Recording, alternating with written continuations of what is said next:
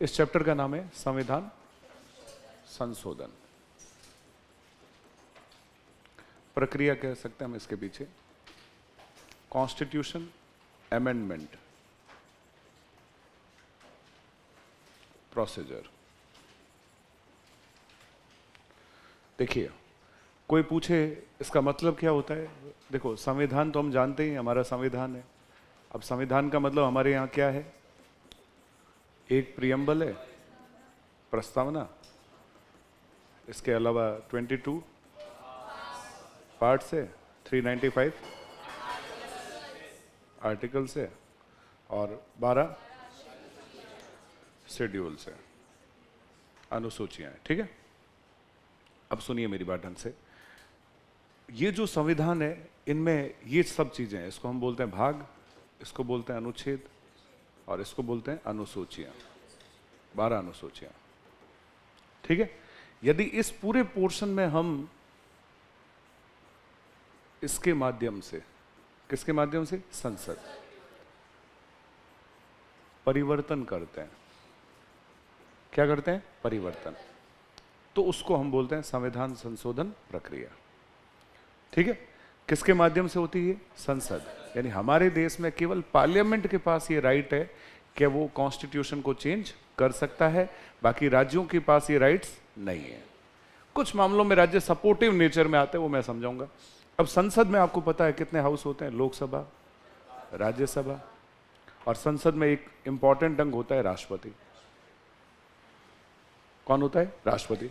इस तरीके से यदि इनमें से किसी में भी चेंज हो, जैसे प्रियम्बल में चेंज होना, 22 भागों में बदलाव होना, 395 अनुच्छेदों के अंदर कुछ जुड़ना या कुछ घटना।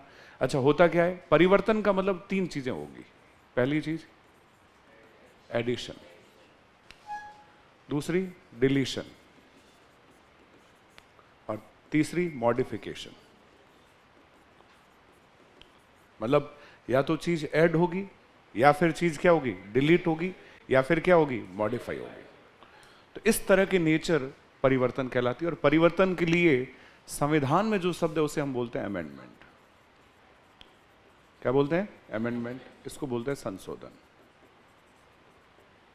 अब यदि मैं कहूं ये सारी चीजें हमारे देश में कितनी बार हो चुकी है, तो 105 बार। और 105 बार हुई तो इसको हम क्या नाम देते हैं? कॉन्स्टिट्यूशन अमेंडमेंट एक्ट, संविधान संशोधन अधिनियम। क्लियर है? अच्छा, जब तक ये प्रक्रिया संसद के अंदर है, संसद के अंदर है, तब तक इसको बोलते हैं कॉन्स्टिट्यूशन अमेंडमेंट बिल।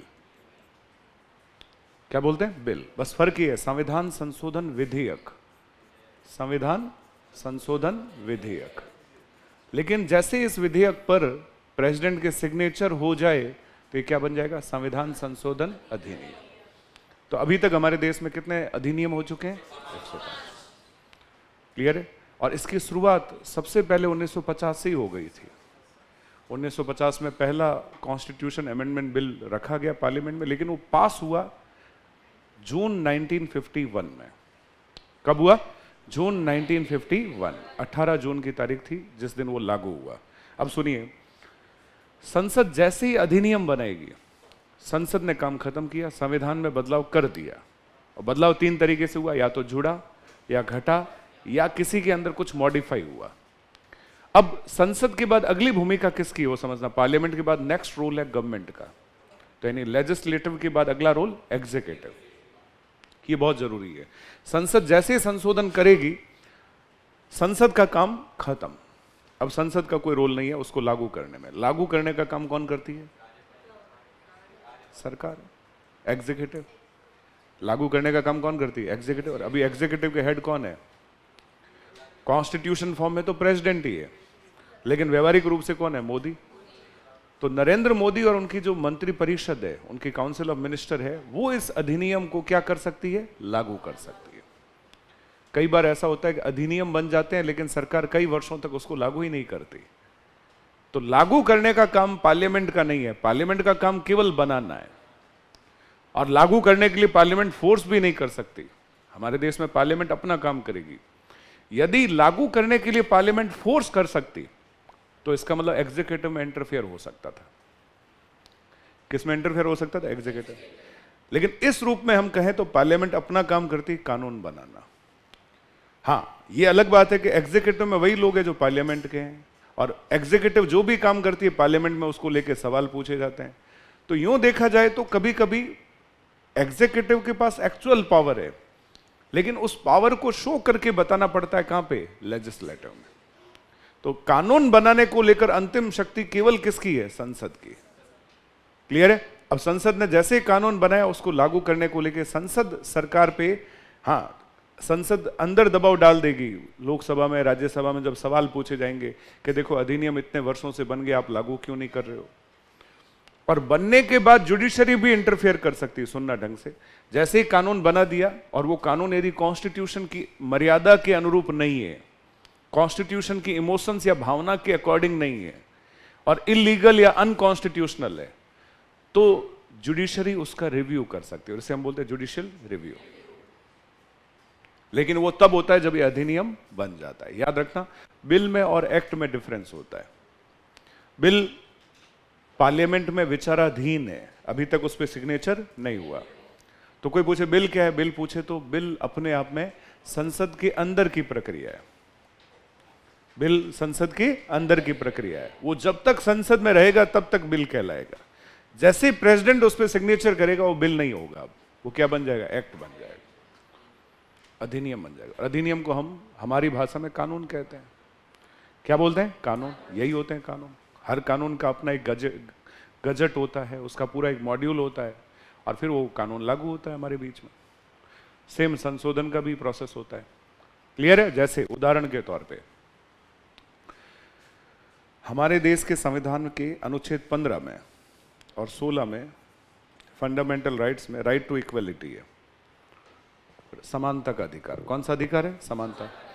तो हमारे देश में बहुत वर्षों से ये समझा जा रहा है कि ऐसे वर्ग हैं जिनकी अभी आर्थिक और सामाजिक स्थिति सही नहीं है, तो जो एजुकेशनली और सोशली बैकवर्ड है, ढंग से समझना, जो एजुकेशनली और सोशली बैकवर्ड है उनको नौकरियों में और एजुकेशन इंस्टीट्यूशन की सीटों में रिजर्वेशन दिया जा सकता है। क्या दिया जा सकता है? आरक्षण। तो अनुच्छेद 15 और 16 में ये व्यवस्था हमने कर दी। कौन से अनुच्छेद में की? 15 और 16 में। 15 में इस व्यवस्था को करने के लिए हमने कौन सा संशोधन किया? पहला संविधान संशोधन अधिनियम 1951। और हमने क्या किया? ये कहा कि एजुकेशन इंस्टीट्यूशन की सीटों में ऐसे वर्ग जो सोशली और एजुकेशनली बैकवर्ड है उनको रिजर्वेशन दिया जा सकता है। अब ये पूछा गया, देखो पिछड़ेपन का सिर्फ एक ही आधार बताया गया, सामाजिक व शैक्षणिक पिछड़ापन। मतलब कैसे बैकवर्ड होने चाहिए? जो सोशली बैकवर्ड हो और एजुकेशनली बैकवर्ड हो, दोनों को मिला के बोला गया। वो सोशल एंड एजुकेशनली बैकवर्ड दोनों एक। अब इसमें जब गवर्नमेंट को कहा गया आप ढूंढो ऐसे बैकवर्ड कौन है, तो गवर्नमेंट ने इसको कास्टिज्म बेसिस पे काउंट किया। एक तो एससी वर्ग, एसटी वर्ग। लेकिन फिर एक सरकार आई जो विश्वनाथ प्रताप सिंह उसके प्रधानमंत्री थे, वीपी सिंह, और उन्होंने 1990 के आसपास ओबीसी को भी इसमें डाल दिया। तो कौन कौन से वर्ग हो गए? SC, ST, OBC. फिर इसमें बहुत सारे वर्ग और भी है, जैसे इसमें महिलाएं भी है जो सोशली और एजुकेशनली क्या है? बैकवर्ड है, तो इसमें महिलाओं को भी रखा जा सकता है। लेकिन फिर वो महिलाएं या जो भी कम्युनिटी होगी ना, वो इन तीनों के अंदर ही डाली जाएगी।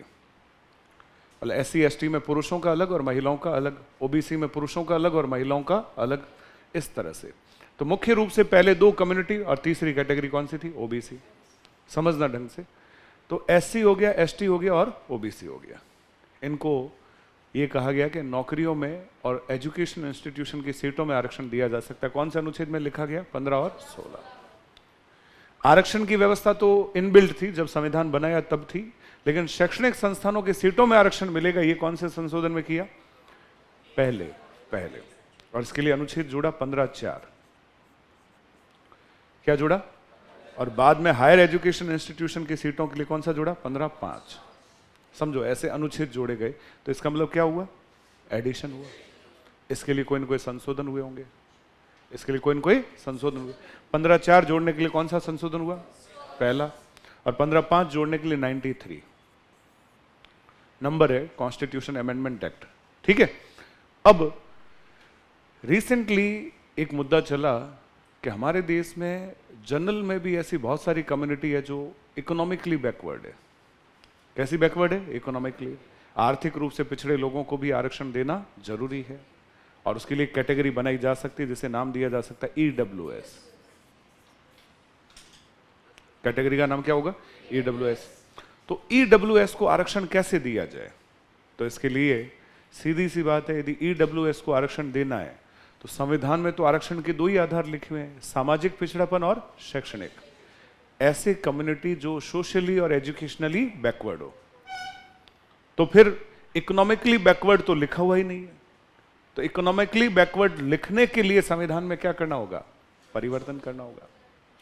तो मोदी गवर्नमेंट जो अभी रिसेंटली एनडीए गवर्नमेंट है, सत्ता में है, उन्होंने क्या किया? एक संशोधन किया 103 कॉन्स्टिट्यूशन अमेंडमेंट एक्ट।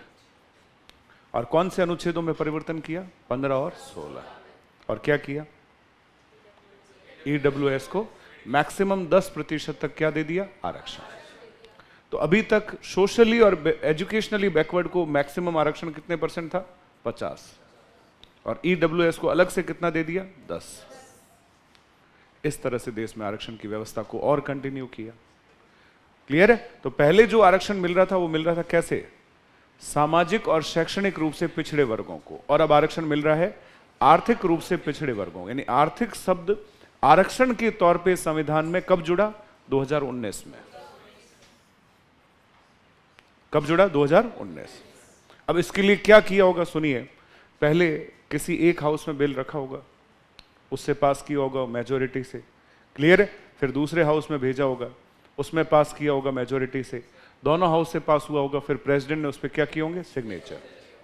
तो पहले इसको रखा कॉन्स्टिट्यूशन अमेंडमेंट बिल, और जैसे ही राष्ट्रपति ने सिग्नेचर किया, क्या बन गया? Constitution amendment act. अब बनने के बाद ये गवर्नमेंट पे डिपेंड है कि उसको कब लागू करे। सरकार ने इसको इमीडिएट लागू कर दिया।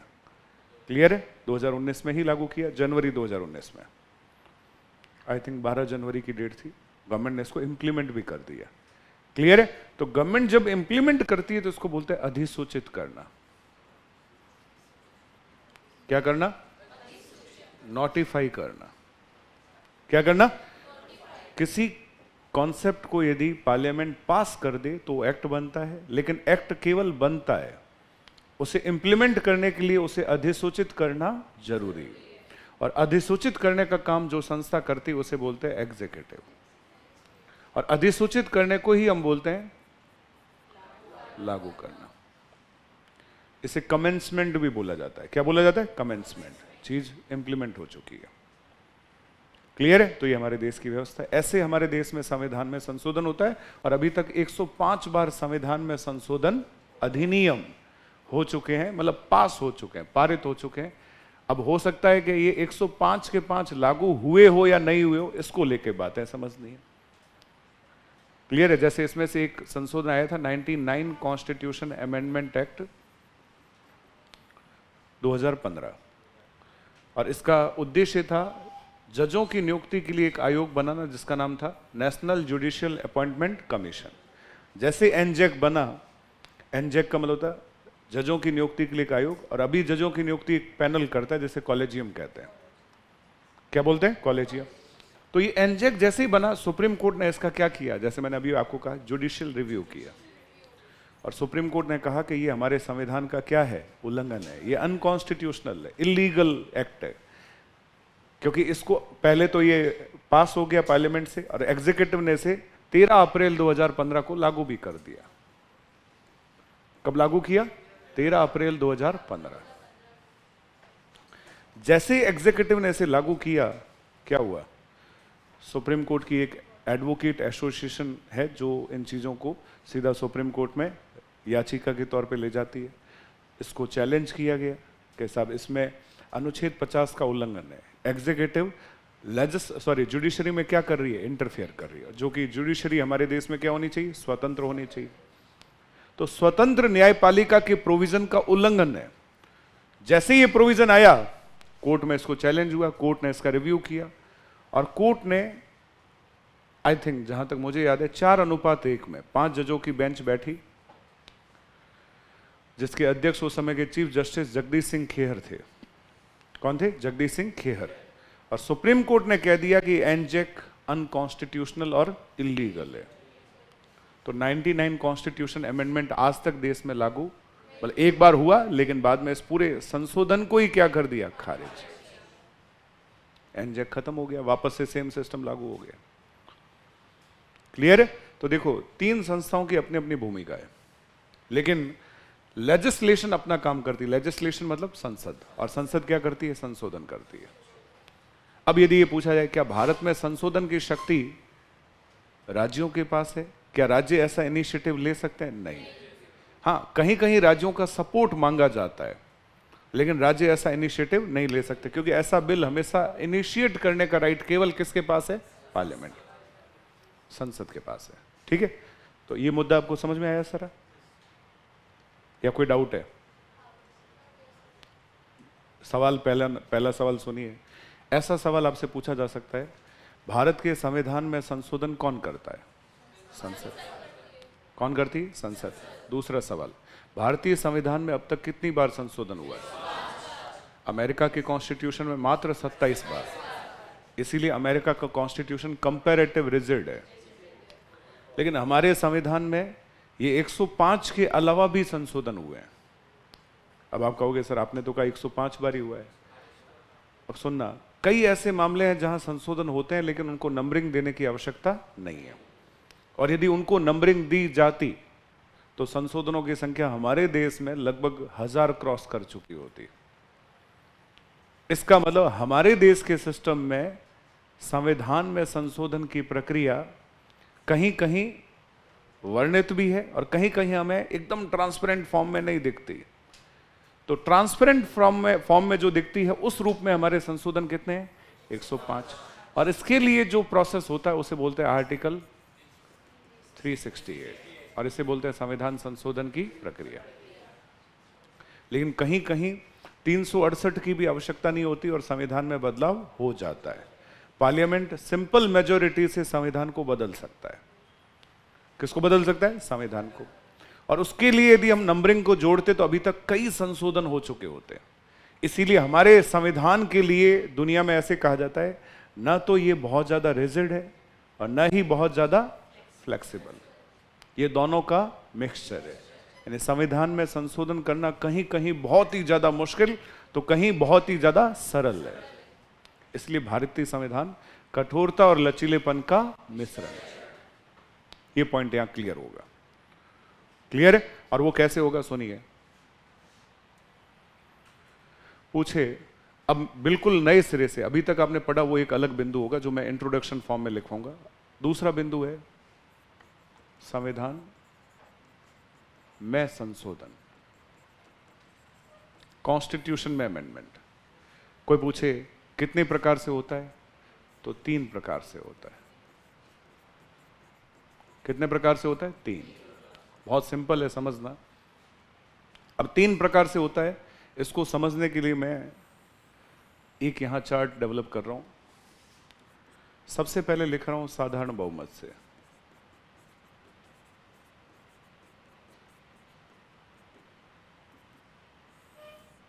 क्या लिख रहा हूं? साधारण बहुमत से। और दूसरी तरफ लिख रहा हूं आर्टिकल 368 के अंतर्गत। और ये आर्टिकल कौन से भाग में लिखा हुआ है?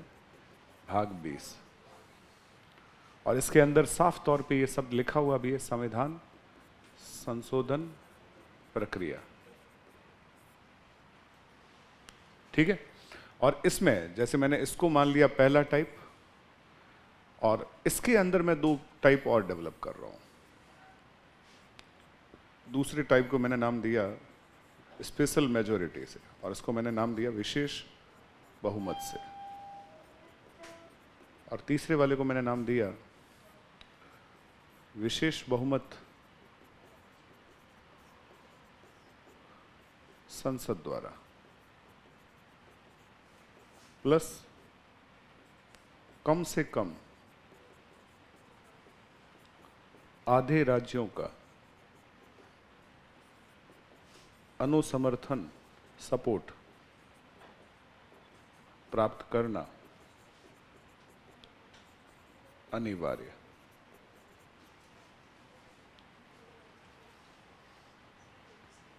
हाँ हाँ, वो कर तो ना बंद, एक सेकंड में कर दो तो।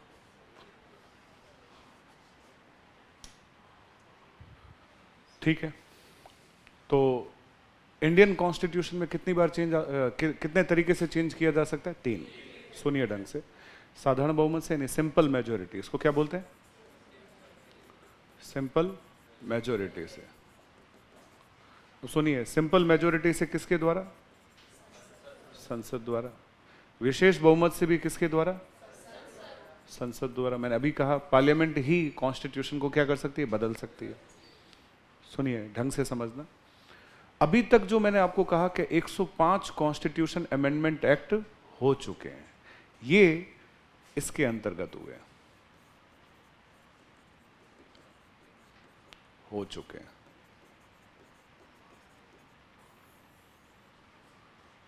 क्या मतलब है? आर्टिकल 368 के अकॉर्डिंग संविधान में कितनी बार चेंज हो चुका है? 105। साधारण बहुमत से जो चेंज होता है उसको नंबरिंग देने की आवश्यकता नहीं पड़ती। जैसे उदाहरण के तौर पे, यदि हमारे देश में हमें नागरिकता में कोई बदलाव करना हो,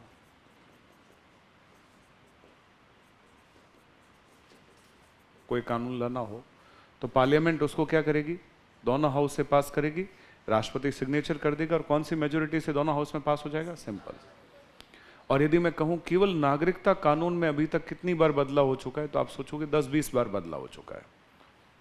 समझ गए? यदि केवल नागरिकता के 20 बार के बदलाव को उसमें जोड़ा जाता तो सोचो कितने चेंज होते। 20 क्या मतलब आवश्यकता पड़ने पे कई बार चेंज हुए हैं। क्लियर है? अब अनुच्छेद 2,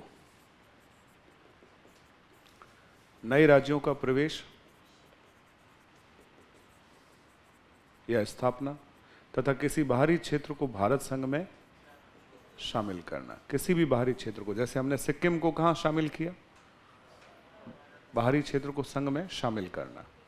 अनुच्छेद 3, किसी भी राज्य के नाम, सीमा, क्षेत्र इत्यादि को बदलना और नए राज्य का निर्माण करना। जैसे तेलंगाना, 2 जून 2014 को कौन सा राज्य बना? तेलंगाना। और अभी आपको याद हो तो एक स्टेट जो है यूनियन टेरिटरी में कन्वर्ट हो गया। कौन सा स्टेट है? जम्मू कश्मीर और लद्दाख। भाई पूरा एक राज्य था, किस में बदल गया? केंद्र शासित प्रदेश। तो यदि केंद्र शासित प्रदेश बना या फिर कोई राज्य में टूट कर कोई नया राज्य बना, और यदि उसको इस तरीके से चेंज किया जाता तो अभी तक उसका कोई न कोई नंबर होता। तो अभी जम्मू कश्मीर में जो भी बदलाव हुआ उसका संविधान संशोधन का कोई नंबर नहीं है। और यदि इस तरह से हम राज्यों के नाम, सीमा, क्षेत्र इत्यादि को बदलने और नए राज्यों के निर्माण को लेकर संविधान को बदलने का इस तरह के प्रोविजन में रखते तो मेरे हिसाब से 100 से ज्यादा संशोधन हो चुके होते। कितने संशोधन हो चुके? 100। तो मैं कह रहा हूं ना, यदि साधारण बहुमत वाले कॉन्सेप्ट को यदि हम नंबरिंग देते तो संशोधनों को लेके जो संख्या याद करने के हमारे एफर्ट होते वो खत्म हो जाते, और संशोधनों की इंपॉर्टेंस भी क्या हो जाती? सेकेंडरी हो जाती। अब जैसे आज भी यदि कोई पूछे भारत का सबसे बड़ा कॉन्स्टिट्यूशन अमेंडमेंट कौन सा है, तो 42वां 42 इंदिरा गांधी की गवर्नमेंट में हुआ था। तो वो जो 42, 44 ऐसे अमेंडमेंट है आज भी लोग याद रखते हैं।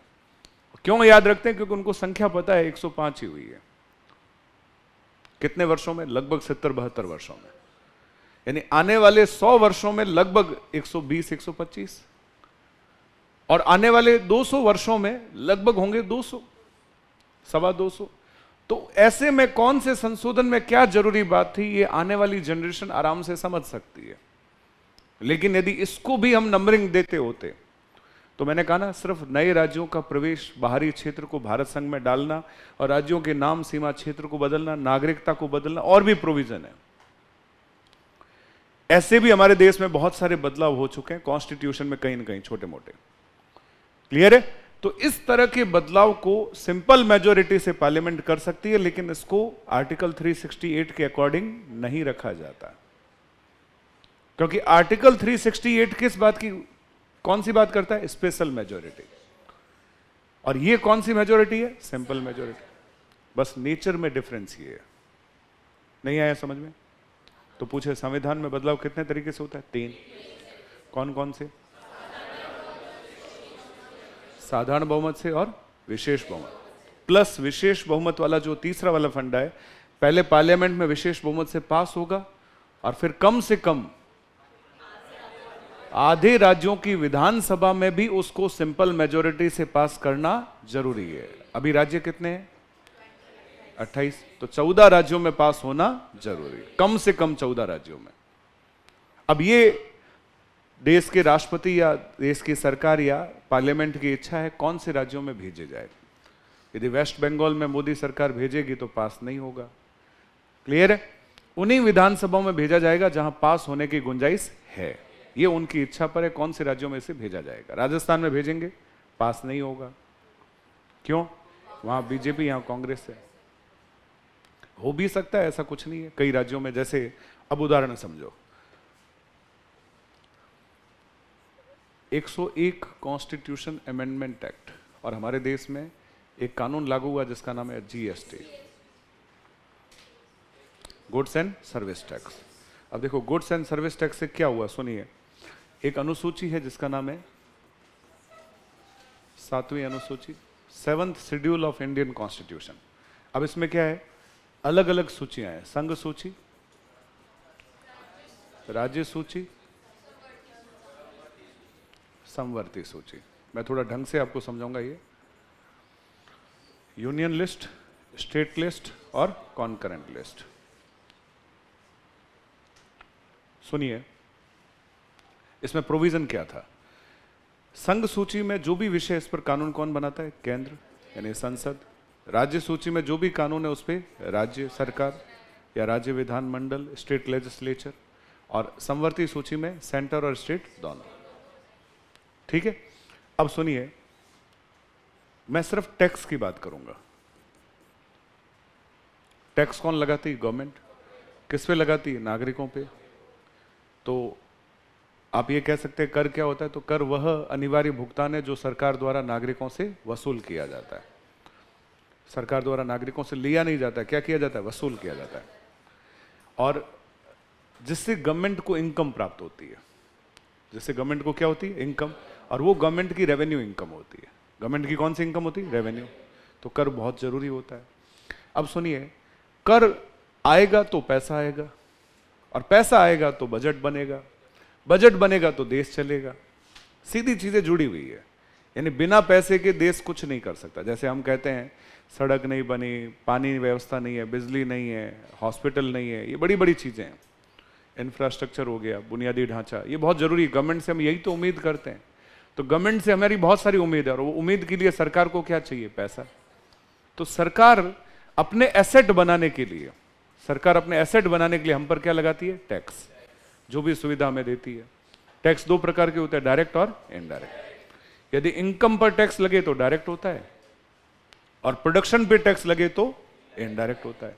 तो जो वस्तु और सेवा हमें प्राप्त होती है उस पर जो टैक्स लगता है वो इनडायरेक्ट होता है। तो जीएसटी कौन सा टैक्स है? इनडायरेक्ट। और इनकम टैक्स कौन सा है? डायरेक्ट। ये आगे पढ़ेंगे, टैक्स इकोनॉमी में बहुत बड़ा चैप्टर है। अब सुनिए, टैक्स केवल राज्यों को चाहिए या केंद्र को भी चाहिए? दोनों को चाहिए। कि केंद्र की अपनी सरकार है, राज्यों की अपनी सरकार है। केंद्र का अपना अलग से बजट है, राज्यों का अपना अलग से बजट है, और दोनों को रेवेन्यू चाहिए, पैसा चाहिए। क्लियर है? समझना ढंग से। तो केंद्र के पास और राज्यों के पास पैसा कैसे आएगा? तो संविधान बनाने वाले कितने समझदार थे। मतलब मुझे बहुत गर्व होता है कि मैं ऐसे देश में, और इतना बढ़िया कॉन्स्टिट्यूशन हमारा बना। उन्होंने क्या किया? संघ सूची में रख दिया केंद्र के कर, और राज्य सूची में रख दिए राज्य के कर, और इतने अच्छे से डिवाइड किया ताकि वो आपस में लड़े नहीं। डर ये था कि राज्य कह सकते थे मलाईदार टैक्स तो सारे केंद्र को दे दो, और जो कम मलाईदार टैक्स है वो हमें दे दो, इससे तो हमें नुकसान होगा। कई बार नए टैक्स सिस्टम जब आते हैं, जैसे जीएसटी आया, तो भी राज्यों को लगा कहीं उससे नुकसान नहीं हो जाए। राज्य अपनी चिंता करते हैं, उनको अपना बजट चलाना होता है, अपने राज्य की जनता को खुश करना होता है, अपने जो भी घोषणा पत्र में घोषणाएं उनको पूरा करना होता है। हुआ ये कैसे डिवीजन किया संविधान बनाने वालों ने, मैं 1950 की समझ आपको बता रहा हूं, ठीक है। उन्होंने कहा प्रोडक्शन पर जो भी टैक्स होगा, और अभी केवल गुड्स के प्रोडक्शन की बात की, क्योंकि देश में सर्विस, तो आज जितना सर्विस जरूरी ना, उस समय सर्विस को इतना इंपॉर्टेंस था ही नहीं। आज हम जानते हैं कि हमारे जीवन में वस्तुओं से ज्यादा खर्चा किस पे होता है? सेवाओं पर। उस समय सेवा इतना इंपॉर्टेंट फैक्टर नहीं था, उससे ज्यादा जरूरी क्या था? गुड्स। तो गुड्स मतलब सामान जो विजिबल हो। भाई ये पंखा क्या है, एसी क्या है, विजिबल है। ये बोर्ड क्या है, विजिबल है। आप समझ रहे हैं? ये सब क्या है? विजिबल है। लेकिन जो मैं आपको दे रहा हूं वो क्या है? इनविजिबल है। भाई मार्केट में गए, पूछा आलू दो, तो कहेगा 1 किलो ले लो। हम पूरा मेजरमेंट देखेंगे 1 किलो हो रहा है कि नहीं हो रहा है, फिर एक और ऊपर से डालेंगे, भाई कम रखा है तूने, क्योंकि क्या है? गुड्स है। अब मैं आपको कहूं, अभी तक कक्षा शुरू होने से मैं आपको पाव भर सर्विस दे चुका हूं। आप कहोगे सर ये कौन सा मेजरमेंट है? सर्विस को मेजर करना आसान नहीं है। तो सर्विस आज के टाइम में बहुत ज्यादा वैल्यूबल है, क्लियर है। लेकिन सर्विस को लेके जो भी टास्क हुए वो बाद में हुए, पहले केवल गुड्स को लेके अप्रोच हुई। क्यों? संविधान बनाने की बात कर रहा हूं मैं 1950 से पहले, 50 से पहले बनने की प्रोसेस थी। तो सुनिए, उत्पादन पर जो भी टैक्स लगेगा उसका नाम होगा सेंट्रल एक्साइज ड्यूटी। क्या होगा? इसे नाम दिया केंद्रीय उत्पाद शुल्क।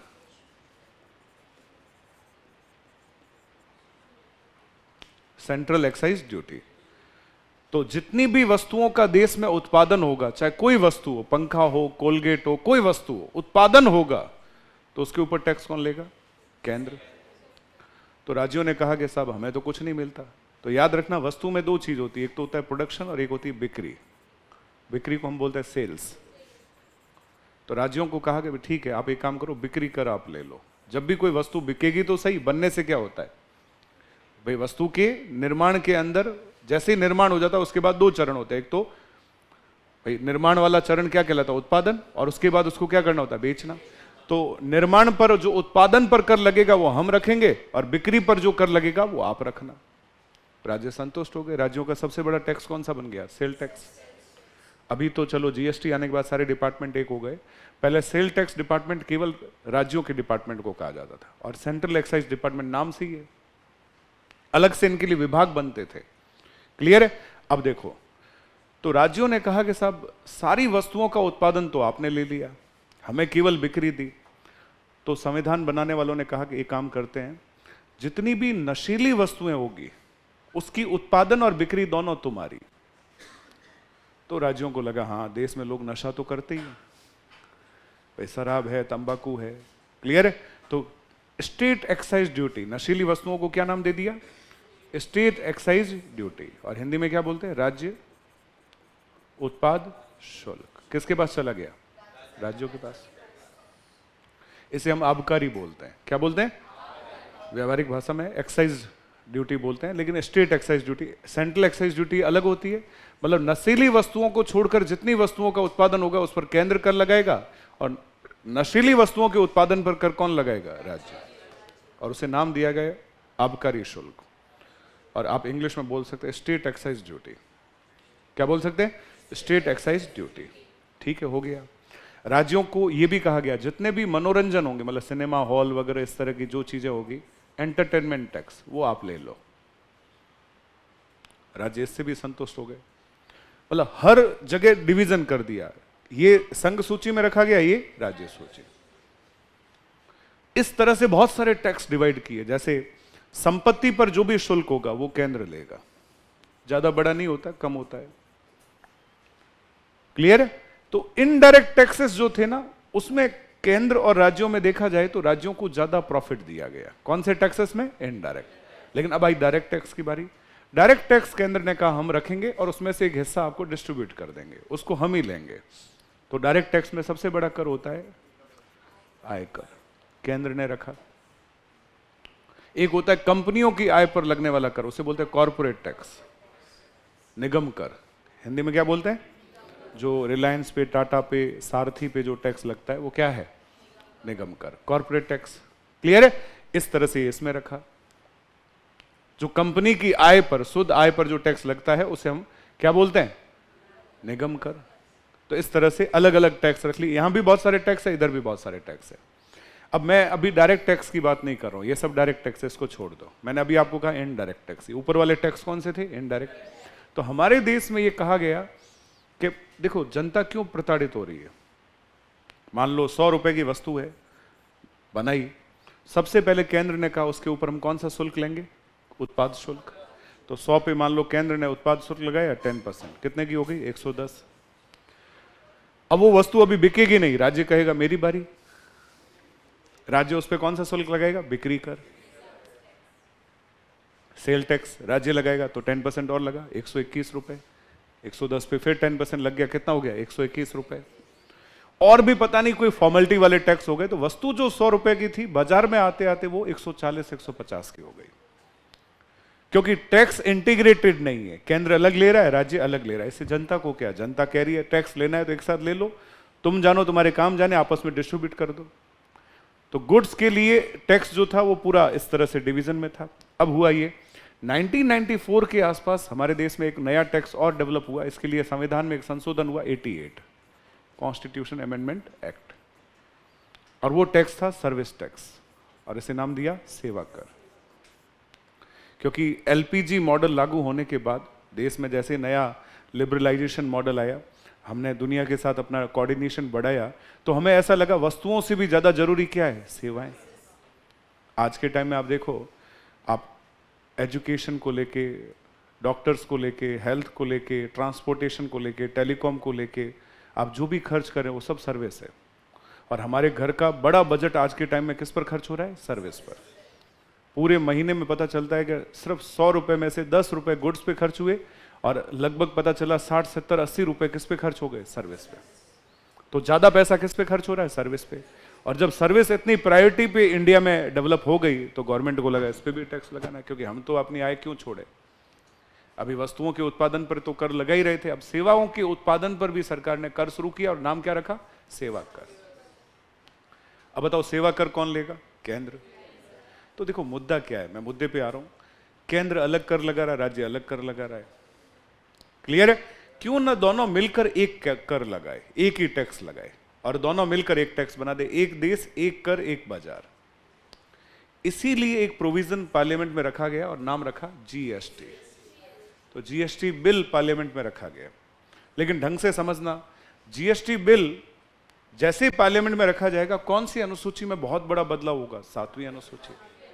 क्योंकि अभी केंद्र के कर अलग है, राज्यों के कर अलग है, उनको इंटीग्रेट करना होगा। हालांकि डायरेक्ट टैक्स का जीएसटी से कोई लेना देना नहीं है, वो अभी भी वैसे ही पड़े हैं। लेकिन इनडायरेक्ट टैक्स तो पूरा का पूरा मर्ज हो रहा है, एक ही टैक्स में जा रहा है। पूरे इनडायरेक्ट टैक्स का इंटीग्रेशन क्या कहलाया? जीएसटी।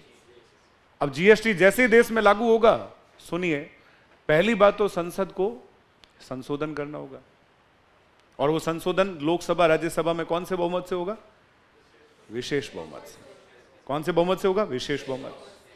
तो दोनों जगह विशेष बहुमत से होगा, प्लस राज्यों के ढांचे में भी बड़ा बदलाव हो रहा है। यदि राज्यों से ना पूछा जाए तो भी गलत है। तो जीएसटी लागू करने के लिए आपको केंद्र के साथ साथ किसकी परमिशन लेनी जरूरी है? राज्यों की। और इसीलिए आप सोचो, पहली बार जीएसटी बिल भारत के पार्लियामेंट में 2010 में रखा गया था, लेकिन जीएसटी बिल को लागू होने में 2016 लग गया। मतलब लागू होने में 1 जुलाई 2017 को लागू हुआ, मतलब 7 साल लग गए। तो ऐसा क्या कारण रहा? मेन कारण यह रहा कि राज्यों को हमेशा यह डाउट रहा, आशंका रही, कहीं यह बिल इस फॉर्म में नहीं आ जाए कि केंद्र डोमिनेट कर दे किस पे? राज्यों पे, और राज्यों का रेवेन्यू क्या हो जाए? कम हो जाए। इस वजह से हमेशा डर सताता रहा किसको? राज्यों को। तो जब भी जीएसटी बिल आता, एक तो इसका विपक्ष बड़ा विरोध करता। विपक्ष को हमेशा पता था कि सत्ता के पक्ष का विरोध ही करना है, चाहे वो बीजेपी हो या कांग्रेस हो। पहले जब कांग्रेस लाना चाह रही थी तो बीजेपी विरोध कर रही थी, और जब बीजेपी इसको लेके आई तो कांग्रेस ने इसका नाम रखा गब्बर सिंह टैक्स। जीएसटी का नाम क्या रखा? गब्बर सिंह टैक्स। कि भाई ये टैक्स आनंद फानन में जल्दी में सरकार ने लागू किया है और इससे देश की जनता पर बहुत बड़ा प्रहार हुआ है। एक तो नोटबंदी लेके आ गए, और जैसे नोटबंदी से उभरे नहीं उससे पहले क्या लेके आ गए, जीएसटी, और इससे आम आदमी की आय और जो एक एफर्ट है उस पर बहुत बड़ा प्रहार हुआ, और वाकई कुछ लोगों पे इसका प्रहार हुआ भी, ठीक है। लेकिन नो डाउट प्रहार हो या ना हो, लेकिन इनोवेटिव मॉडल लागू होने जरूरी है। तो देश में कौन सा मॉडल लागू हो गया, जीएसटी। अब जीएसटी लागू होने के लिए मैं वापस आता हूं, बताइए इन तीनों में से कौन से तरीके का प्रयोग करना पड़ा, तीसरा वाला। क्यों, देश के फेडरल स्ट्रक्चर पर बहुत बड़ा चेंज हो रहा था, और जब फेडरल स्ट्रक्चर में चेंज हो और राज्यों की परमिशन न ली जाए, इससे संघीय ढांचे को नुकसान होता है, और संघीय ढांचे को बनाए रखने के लिए राज्यों की परमिशन लेना जरूरी है। इसीलिए संविधान संशोधन ये होगा। कौन सा वाला, तीसरा वाला। दूसरा वाला भी नहीं होगा। कौन सा होगा, पहले पार्लियामेंट में स्पेशल मेजोरिटी में पास होगा, फिर कम से कम आधे राज्यों को इस तरह का बिल क्या करना पड़ेगा, भेजना पड़ेगा। आया समझ में या नहीं आया? अब मुझे बताओ, भारतीय संविधान में कितने प्रकार से संशोधन हो सकता है? कौन कौन से? सिंपल मेजोरिटी, स्पेशल मेजोरिटी, और स्पेशल मेजोरिटी प्लस कम से कम आधे राज्यों के लेजिस्लेटिव से सिंपल मेजोरिटी से बिल को पास कराना जरूरी। राज्यों में स्पेशल मेजोरिटी नहीं चाहिए, वहां तो केवल कौन सी चाहिए, सिंपल। लेकिन पार्लियामेंट में कौन सी मेजोरिटी, दोनों हाउस में पास करना, और फिर दोनों हाउस से पास करके कहां भेजना, राज्यों में, और फिर कम से कम 14 राज्यों का सपोर्ट लेना। तो ये प्रक्रिया कंपैरेटिव कैसी है, कठोर, और ये प्रक्रिया कंपैरेटिव कैसी है, लचीली, फ्लेक्सिबल और रिजिड। इसको हम फ्लेक्सिबल कहेंगे, और इसको हम क्या कहेंगे, रिजिड। ठीक है। अब सुनिए, बीच में एक और है, कौन सी वाली, विशेष बहुमत। इसमें कोई बड़ी बात नहीं है, ये कहा कि जो मेथड इसमें है और जो मेथड इसमें है, मतलब बहुत सारी चीजें, जैसे राज्यों का नाम बदलना हो, सिंपल मेजोरिटी, नागरिकता को बदलना हो, सिंपल मेजोरिटी, और भी कई नियम है, बताऊंगा। जैसे देश में 5वीं और 6ठी अनुसूची में परिवर्तन करना हो, दूसरी अनुसूची में परिवर्तन करना हो, लैंग्वेज, राजभाषा में बदलाव करना हो, पार्लियामेंट के नियमों को बदलना हो, पार्लियामेंट के नियमों को बदलना हो, तो और इवन किसी राज्य में विधान परिषद बनानी हो या बनी हुई विधान परिषद को मिटाना हो, ये सब कौन सी मेजोरिटी से होगा, साधारण। क्लियर है? लेकिन सुनना, 7वीं अनुसूची में परिवर्तन करना हो, कौन सी मेजोरिटी, तीसरा। 7वीं मतलब वो संघ सूची, राज्य सूची और संवर्ती, उसमें कहीं भी आपको चेंज करना है, कौन सा तरीका लेना होगा, तीसरा। प्रेसिडेंट के इलेक्शन को लेके कोई भी तरीका बदलना हो, तीसरा। तो राष्ट्रपति पूरे देश का है, उसको यदि आप बदलाव करना चाह रहे हो तो राज्यों से परमिशन लेनी जरूरी है। सुप्रीम कोर्ट, हाई कोर्ट में कोई भी चेंज करना हो, कौन सा तरीका, तीसरा। सुप्रीम कोर्ट, हाई कोर्ट, देश की न्याय व्यवस्था में बदलाव करना हो, कौन सा तरीका, तीसरा। संघीय ढांचे को बदलना हो और राज्यों की भूमिका को घटाना या बढ़ाना हो, कौन सा तरीका, तीसरा। स्वयं आर्टिकल 368 में चेंज करना हो, तीसरा। समझ आ रही बात? ऐसे यहां एग्जाम्पल लिखे हुए हैं, यदि इनको बदलना हो तो आपको तीसरे तरीके का प्रयोग करना होगा। यानी आपके पास 3 ब्रह्मास्त्र है, लेकिन तीसरा वाला जो ब्रह्मास्त्र है उसका प्रयोग हमेशा नहीं होगा, बहुत रेयर मामलों में होगा। और ये कंपैरेटिव इजी नहीं है। सिंपल मेजोरिटी, स्पेशल मेजोरिटी का डिफरेंस भी अभी मैं बताऊंगा। सिंपल मेजोरिटी का मतलब, मान लो इस कक्षा में अभी 500 बच्चे बैठे हैं, क्लियर है, समझना ढंग से। सिंपल मेजोरिटी का मतलब ये होता है 500 में से उस दिन कक्षा में कम से कम 50 लोगों का होना जरूरी है। सिंपल मेजोरिटी के लिए एक होता है, जैसे बोलते हैं कोरम, और कोरम का मतलब होता है गणपूर्ति। कोरम का मतलब क्या होता है, गणपूर्ति, और गणपूर्ति हमारे देश में होती है 1/10। ठीक है।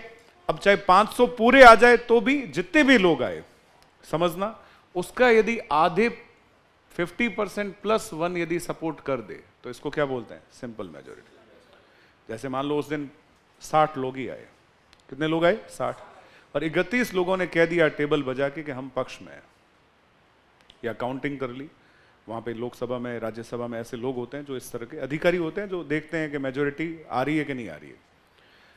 क्लियर है? तो यदि 50% प्लस वन ने जो उपस्थित है और जो वोटिंग में हिस्सा ले रहे हैं उनका कितना 50% प्लस वन, तो ये कोई बहुत भारी भरकम बात नहीं है। क्लियर है? हाँ, सिंपल मेजोरिटी में भी थोड़ी मुश्किलात तब आ जाती है जब सारे लोग आ जाए। कभी कभी ऐसे मामलों में, जैसे अभी बीच में एक बिल गवर्नमेंट लाना चाह रही थी जिसका नाम था सिटीजनशिप अमेंडमेंट बिल। एक 2019 में ये बिल मोदी सरकार ने रखा था और इस बिल का ऑब्जेक्टिव क्या था सुनिए। भारत के आसपास 3 ऐसे देश हैं जो अपने आप को इस्लामिक कहते हैं, अफगानिस्तान, पाकिस्तान और बांग्लादेश। तो ये देखा गया इन तीनों इस्लामिक देशों में मेजॉरिटी मुसलमान है और माइनॉरिटी में बहुत सारी कम्युनिटी जिसमें हिंदू है, सिख है, बौद्ध है, जैन है, पारसी है। तो माइनॉरिटी का बहुत ज़्यादा उत्पीड़न हुआ इन देशों में और धीरे धीरे माइनॉरिटी मेजॉरिटी में कन्वर्ट हो गई। लेकिन जो माइनॉरिटी मेजॉरिटी में कन्वर्ट नहीं हुई उनका शोषण हुआ। तो सरकार ने एक एफर्ट ये रखा कि इन तीनों देशों से आने वाली किसी भी माइनॉरिटी को, उन तीनों देशों की माइनॉरिटी कौन है समझ गए आप? मुसलमानों के अलावा यदि कोई इंडिया में आता है तो उसके लिए नागरिकता के नियम हम थोड़े लिबरल करेंगे और उसको हम इजीली वो भी नहीं है, 5 साल के प्रोविजन है। और ये उनके लिए जो ऑलरेडी जिन्होंने आवेदन कर रखा है और जिनको आवेदन किए हुए लगभग 5 साल हो चुके, उनको हम नागरिकता दे देंगे। तो ये बिल रखा पार्लियामेंट में।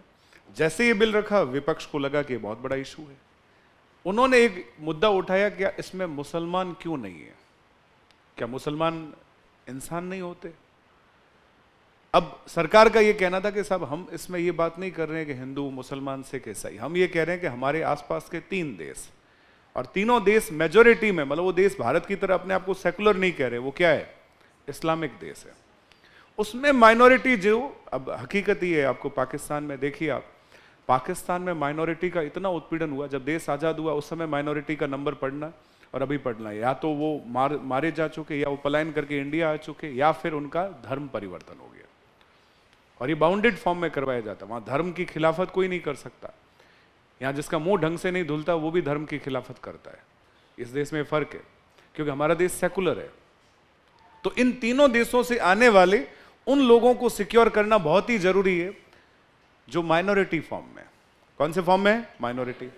तो मोदी गवर्नमेंट जैसे ये बिल लेके आई, ऑपोजिशन ने उस दिन पूरे लोगों को बुलाया और सोचा कि बिल पास ना हो पाए, लेकिन चूंकि गवर्नमेंट मेजोरिटी में, लोकसभा में भी और राज्यसभा, तो ये बिल आपको राज्यों में भेजना ही नहीं, बस साधारण बहुमत से पास करना। लेकिन उस दिन नंबर ज्यादा थे, फिर भी गवर्नमेंट ने ये बिल दोनों हाउस में पास करवाया और प्रेसिडेंट, चूंकि राष्ट्रपति का ही रोल होता है, देश सरकार का प्रतिनिधि कौन होता है? राष्ट्रपति। राष्ट्रपति ने सिग्नेचर कर दी और ये क्या बन गया? CAA, citizenship amendment act. Constitution amendment act नहीं, सिटीजनशिप अमेंडमेंट, नागरिकता संशोधन विधेयक क्या बन गया? नागरिकता संशोधन अधिनियम। जैसे ये बिल पास हुआ, हमारे देश में ऑपोजिशन ने पूरे देश में विरोध किया, सरकार का काफी प्रबल विरोध हुआ। दिल्ली में एक जगह आपने नाम सुना हो, शाहीन बाग, लोग वहां खड़े हो गए, मोर्चे निकाले, वो लंबा चल ही रहा था, इतने में आ गया कोरोना। तो उनका विचार तो था कि जब तक गवर्नमेंट इस बिल को वापस नहीं लेती, जैसे भारत की सरकार ने 3 बिल वापस लिए थे, वो एग्रीकल्चर से रिलेटेड थे, कृषि कानून थे, उनको सरकार ने वापस लिया। तो लगा ये बिल भी गवर्नमेंट क्या करेगी? वापस ले ही लेगी। हालांकि कृषि बिल बाद में वापस लिए थे, लेकिन समझो इस समय ये महसूस हो रहा था कि शायद सरकार बैकफुट पे आ जाए। लेकिन सरकार का यहां कहना था कि इसमें हम मुसलमानों का कतई विरोध नहीं कर रहे हैं। दूसरा, भारत में रहने वाले मुसलमान का इसमें कोई मतलब है ही नहीं। ये इंडिया के मुसलमानों की बात ही नहीं है, ये उन देशों की माइनॉरिटी की बात है जो भारत में आके क्या करना चाह रहे हैं? निवास करना चाह रहे हैं, जो रहना चाह रहे हैं, जिनको कोई ना कोई देश तो प्रोटेक्शन देगा। इवन अभी आप देखो, म्यांमार से निकाले हुए एक मुसलमान है, कम्युनिटी है, रोहिंग्या मुसलमान। कौन से मुसलमान है? रोहिंग्या। अमूमन बांग्लादेश, पाकिस्तान, अफगानिस्तान जैसे देश उनको रिफ्यूजी के फॉर्म में उतना सपोर्ट नहीं कर रहे जितना इंडिया। हालांकि इंडिया भी फुल सपोर्ट में नहीं है, लेकिन हमारे देश की सरकार का ये कहना है, होम मिनिस्ट्री का ये कहना है कि हमें इससे टेररिज्म के खतरे हैं, इनकी पहचान पूरी तरह से प्रॉपर नहीं है और हम इनको इमीडिएट नागरिकता नहीं दे सकते या इनको शरण भी नहीं दे सकते। और शरण देंगे, हालांकि सबसे ज्यादा शरण अभी तक भारत ने ही दी है, उसके बावजूद भी। तो मेरा ये कंसेप्ट है कि ये बिल जो पास करना था ये किससे रिलेटेड था? नागरिकता। और नागरिकता के बिल के लिए कौन सा संशोधन चाहिए? संसद। या संसद ही अपने आप में प्रायोरिटी पे, और उस संसद को भी, अच्छा जैसे ये एक्ट पास हो गया, क्या इसका कोई नंबर बना? नहीं, क्योंकि ये कौन से अनुच्छेद के अकॉर्डिंग नहीं था? 368। और यदि इस तरह से नंबर दिए जाते होते तो मेरा बार बार यही कंसर्न, अभी नंबर्स की संख्या, तो मैं यहां पे एक बात लिख देता हूं थोड़ा सा अलग पेन में। संविधान का पाठ, पाठ मतलब लेसन, नहीं बदलता। संविधान का लेसन नहीं बदलता, किंतु लॉ में, लॉ मतलब विधि में परिवर्तन हो जाता है। और ये जो भाग 20 है, इसके ऊपर मैं लिख रहा हूं, संविधान का पाठ भी बदलता है और विधि में परिवर्तन भी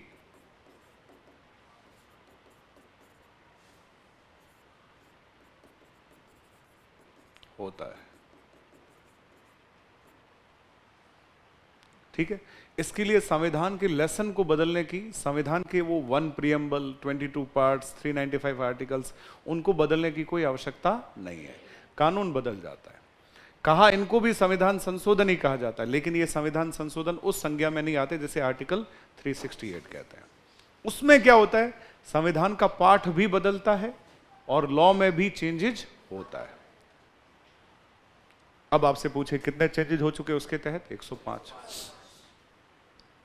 बच्चों बहुत ही शानदार चैप्टर है, देखो मैं इसीलिए एक्साइटेड हूं इस चैप्टर के लिए। इसे समझना मतलब कॉन्स्टिट्यूशन की अप्रोच समझना, और ये बड़ा चैप्टर है। आप जब भी अपना प्रीलिम्स का सिलेबस देखोगे, एसआई का सिलेबस देखोगे या आरएस फाउंडेशन का सिलेबस देखोगे, तो सबसे पहले लाइन में ही लिखा हुआ है कॉन्स्टिट्यूशन अमेंडमेंट। ठीक है, अभी कौन कौन से अमेंडमेंट हुए मैं वो भी आपको समझाऊंगा, लिखा है या कुछ नहीं है, लेकिन पहले सुनो, आप चीजें सुननी बहुत जरूरी है। तो मेरा सवाल है आपसे, भारतीय संविधान में कितनी विधियों से चेंज हो सकता है? 3। लेकिन आर्टिकल 368 के अंतर्गत कितनी विधियों से चेंज हो सकता है? 2। 3 विधियां कौन सी है? साधारण बहुमत से, विशेष बहुमत से, विशेष बहुमत प्लस आधे से अधिक राज्यों की अनुमति कह दो, समर्थन कह दो, कम से कम आधे राज्यों का समर्थन, कम से कम आधे राज्यों का। ठीक है, क्लियर है? इतना समर्थन मिलेगा, तो ये 3 विधि हो गई। अब बताइए 105 संशोधन जो हुए हैं संविधान के अंतर्गत, वो इनमें से कौन सी विधियों से हुए? दूसरी और तीसरी, दूसरी और तीसरी। क्लियर है? अब मेरी कंसर्न एक और समझना, जो मैं दूसरी विधि की तरफ आया हूं, जैसे मैंने अभी तक छोड़ रखा है। ठीक है, सुनिए, यदि हमारे कॉन्स्टिट्यूशन में इसमें कोई चेंज करना हो, कौन से अधिकारों में, तो राज्यों से पूछने की जरूरत नहीं है, लेकिन संसद को फंडामेंटल राइट को बदलना होगा, तो कौन से बहुमत से? विशेष बहुमत। अब मैं कहूं ये जो विधि है ये है थोड़ी सी रिजिड, लेकिन उतनी रिजिड नहीं है जितनी वो है। ये इसकी तुलना में क्या है? कठोर है। कौन सी विधि? दूसरी वाली। लेकिन ये इतनी भी कठोर नहीं है जितनी तीसरी विधि है। सुनना, या फिर हमें देश में किसको बदलना हो? नीति निदेशक तत्व, डायरेक्टिव प्रिंसिपल। तो फंडामेंटल राइट्स और डायरेक्टिव प्रिंसिपल्स। पेन क्या है ये? इधर का इधर उठ के निकल जाता है। ठीक है, सुनिए, आर्टिकल 12 से 35 और आर्टिकल 36 से 51, यानी अनुच्छेद 12 से 51 के बीच आपको कोई भी बदलाव करना है संविधान के अंदर, कोई भी, चाहे आपको कोई पॉइंट ही क्यों ना जोड़ना हो कि हाँ ये जोड़ना है ऐसे डॉट, तो भी आपको कौन सा मेथड लेना होगा? विशेष मौन। आ रहा है समझ में? अब इसमें एक तीसरा और है, और वो तीसरा क्या है सुनिए। कोई ऐसा मामला जो पहले में भी लिखा हुआ नहीं है और तीसरे में भी लिखा हुआ नहीं है। कोई ऐसा मामला जो पहले में भी वर्णित नहीं है और तीसरे में भी नहीं है, यानी जो संशोधन पहली और तीसरी विधि से नहीं होगा वो हमेशा दूसरी विधि से होगा। अब वो कुछ भी मान लो आप, जो पहले में नहीं लिखा हुआ, जो तीसरे में नहीं लिखा हुआ, जो क्लियर नहीं है, वो हमेशा कौन सी विधि से होगा? दूसरी। तो तीन मामले हैं, समझ गए? जो पहली और तीसरी विधि में नहीं होगा वो हमेशा कौन सी विधि से होगा? दूसरे। अब एक एक करके मुझे बताओ, यदि देश में सुप्रीम कोर्ट और हाई कोर्ट में कोई चेंज करना हो, कौन सी विधि? तीसरी। आर्टिकल 368 में कोई चेंज करना हो, तीसरी। राष्ट्रपति के चुनाव से रिलेटेड कोई चेंज करना हो, तीसरी। राजभाषा ऑफिशियल लैंग्वेज को बदलना हो, पहली। नागरिकता, फर्स्ट। क्लियर है? समझ में आ रही बात या नहीं आ रही है? दूसरी, पांचवी, छठी अनुसूची को बदलना हो, फर्स्ट। कौन सी है? फर्स्ट। किसी राज्य में विधान परिषद बनानी हो या बनी हुई विधान परिषद को मिटाना हो, फर्स्ट। राज्यों के नाम, सीमा, क्षेत्र इत्यादि को बदलना हो, फर्स्ट। राज्य को यूनियन टेरिटरी में बदलना हो, फर्स्ट। देश में नया क्षेत्र शामिल करना हो, देश के क्षेत्र को बाहर किसी देश को देना हो, सेकेंड। समझना है, हमारे देश के में ये जरूर लिखा हुआ है, बाहर से किसी को भी हम ले सकते हैं। कल को भूटान कहे हम भारत में आना चाह रहे हैं, ले भाई आजा, जल्दी आ, ठीक है। नेपाल कहे वेलकम। जैसे सिक्किम ने कहा हम भारत में आना चाह रहे हैं, सिक्किम में चोग्याल वंश का शासन था, सिक्किम को हमने भारत में शामिल किया 1975 में। हाँ, सिक्किम को जो भी हमने स्पेशल कैटेगरी दी, जो भी हमने स्पेशल कैटेगरी, जैसे सिक्किम ने कहा हमारा हाई कोर्ट अलग से होगा, सिक्किम में जमीन वही खरीदेगा जो सिक्किम का मूल निवासी होगा, नागरिक नहीं, वहां का ओरिजिन जिसका होगा। तो सिक्किम ने कई तरह के राइट लिए, उसने कहा हमें अलग से लेजिस्लेटिव, एग्जीक्यूटिव और जुडिशरी चाहिए, हम किसी क्षेत्र के रूप में किसी और राज्य में शामिल नहीं होंगे, हमें अलग से स्टेट का फॉर्म चाहिए। तो इस रूप में सिक्किम को ये सारी शक्तियां देने के लिए हमने जरूर 35वां और 36वां संशोधन किया। कौन सा संशोधन किया? 35-36। क्लियर है? अदरवाइज हमें सिक्किम को भारत में शामिल करने के लिए किसी संशोधन की आवश्यकता नहीं थी, पहली विधि। लेकिन सिक्किम को कैटेगरी देने के लिए, सिक्किम को अधिकार और शक्तियां देने के लिए हमें संशोधन करने पड़े, और उसके लिए नंबर आया। नहीं आ रहा समझ में? फंडामेंटल राइट्स को बदलना हो, सेकंड। डायरेक्टिव प्रिंसिपल में कोई बदलाव करना हो, अनुच्छेद 12 से 51 में कोई भी बदलाव करना हो, सेकंड। ऐसा कोई मामला जो पहली और तीसरी में वर्णित नहीं है, कंफ्यूजन में है, सेकंड। इधर भी नहीं लिखा हुआ, इधर भी नहीं लिखा हुआ, सेकंड। देश में जो संसद और विधानमंडल है, या ये कहें कि देश की जो एग्जीक्यूटिव पावर है, उसमें कोई चेंज करना हो, तीसरा। कार्यपालिका शक्तियों को बदलना हो, कौन सा? तीसरा। राज्यों के ढांचे यानी संघीय ढांचे को बदलना हो, तीसरा। हो गया? ठीक है। अब मेरी बात सुनना, मैं आपको कुछ संशोधनों के नाम बताऊं, बस आप ये बताओगे कि ये पहला होगा, दूसरा होगा या तीसरा होगा।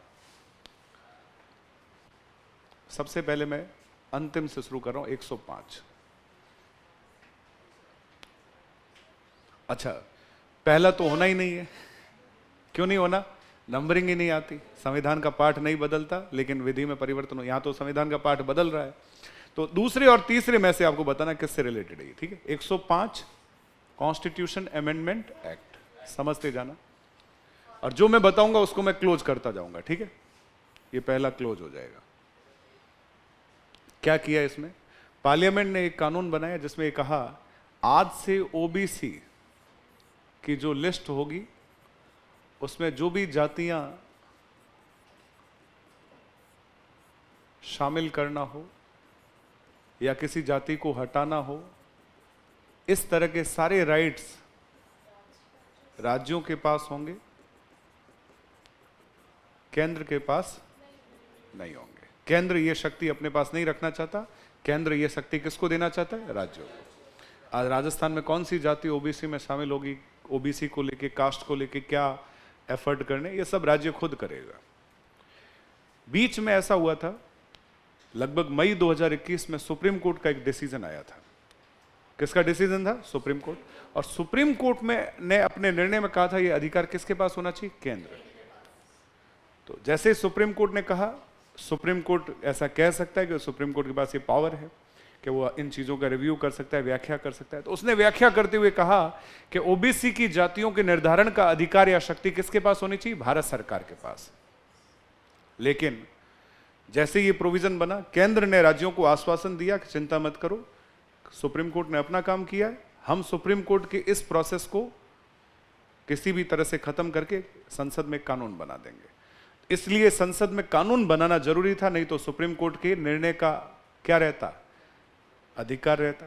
अब सुप्रीम कोर्ट के निर्णय को यदि आपको हटाना है तो इसका एक ही तरीका है, संसद में क्या कर दो? अधिनियम बना लो, और इसके लिए संविधान में क्या कर दो? संशोधन कर दो। तो संसद ने संविधान में संशोधन करते हुए यह अधिकार किसको दे दिया? राज्यों को, और सुप्रीम कोर्ट के फैसले को समाप्त कर दिया। क्योंकि पार्लियामेंट कानून बना सकती है, इसको लेके पार्लियामेंट को कोई रोक नहीं सकता। तो ओबीसी की जातियों के निर्धारण का अधिकार अब केंद्र के पास नहीं है, राज्य के पास। कौन सा? यह हुआ अगस्त 2021 में। कब हुआ? अगस्त 2021 में। और इसको लेकर जो अनुच्छेदों में बदलाव हुआ वो 2-3 अनुच्छेद है जो ओबीसी से रिलेटेड है। क्लियर है? इसका मतलब किसी न किसी आर्टिकल में एडिशन हुआ होगा, या डिलीशन हुआ होगा, या मॉडिफिकेशन हुआ होगा। जैसे अनुच्छेद शायद 338 है, 342, इस तरह के कुछ अनुच्छेद है जिनमें क्या हुआ? चेंज हुआ। क्लियर है? तो ये है 105। समझ में आ गया? बताओ, अब बताओ कौन सी विधि से हुआ होगा?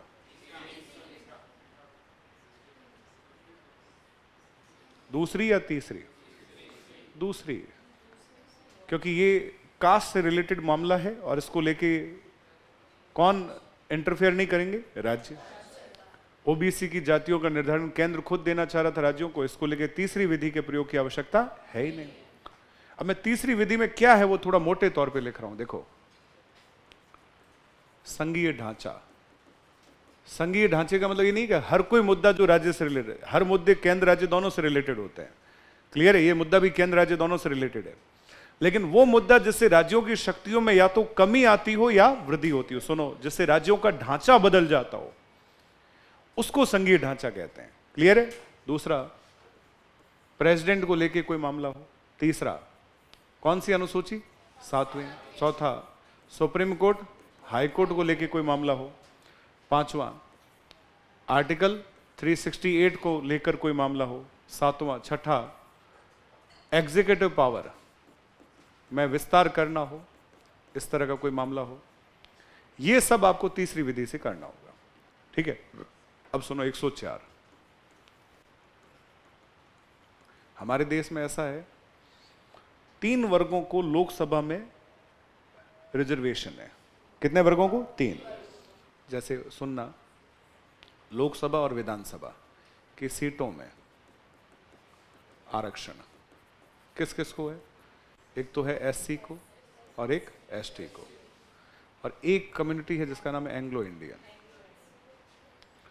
एंग्लो इंडियन मतलब जिनके माता पिता या दादा दादी में से कोई भारत में रह गया हो, जो आउट ऑफ इंडिया से आया हो।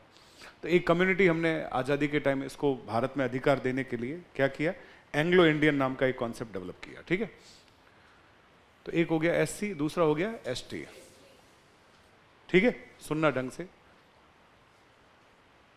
एससी की लगभग इंडिया में 84 और एसटी की लगभग 47 सीटें कहां रिजर्व है? लोकसभा में।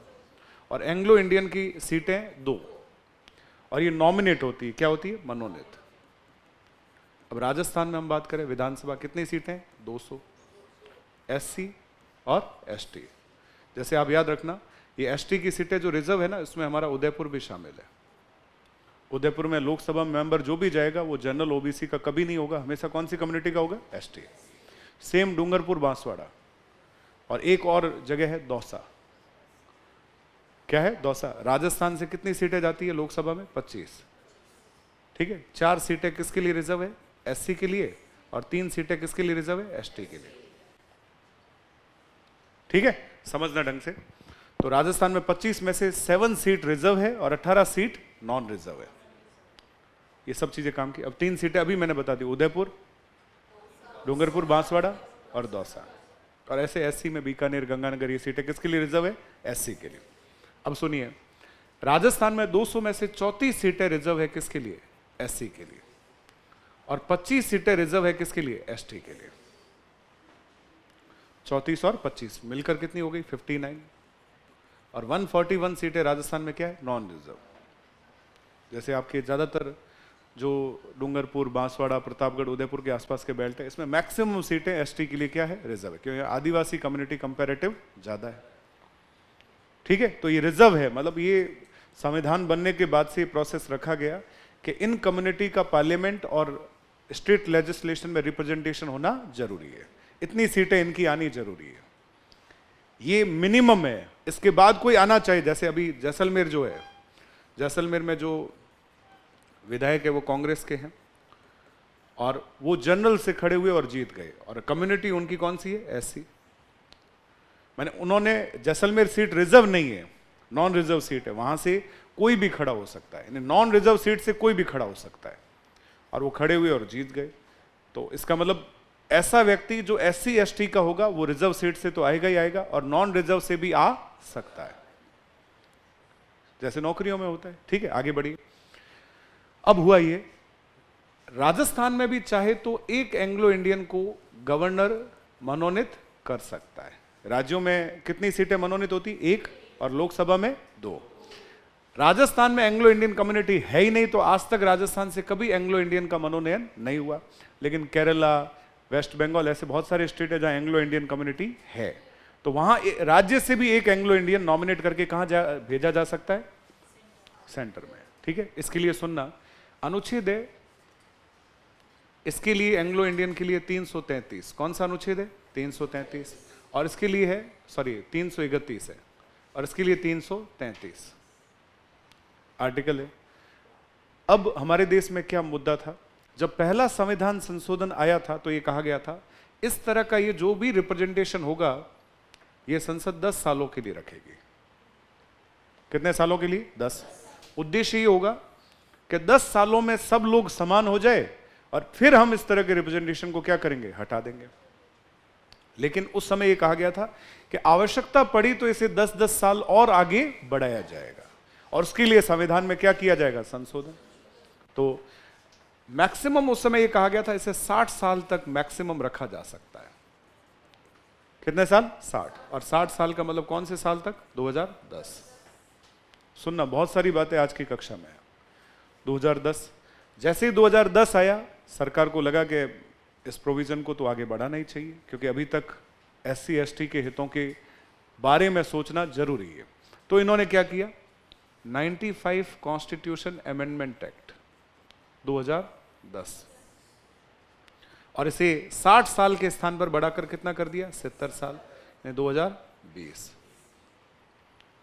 अभी जैसे 2020 आया, क्लियर है, फिर वापस से 104 कॉन्स्टिट्यूशन अमेंडमेंट एक्ट, और इसे 70 साल से बढ़ा के कितने साल किया? 80, 2023।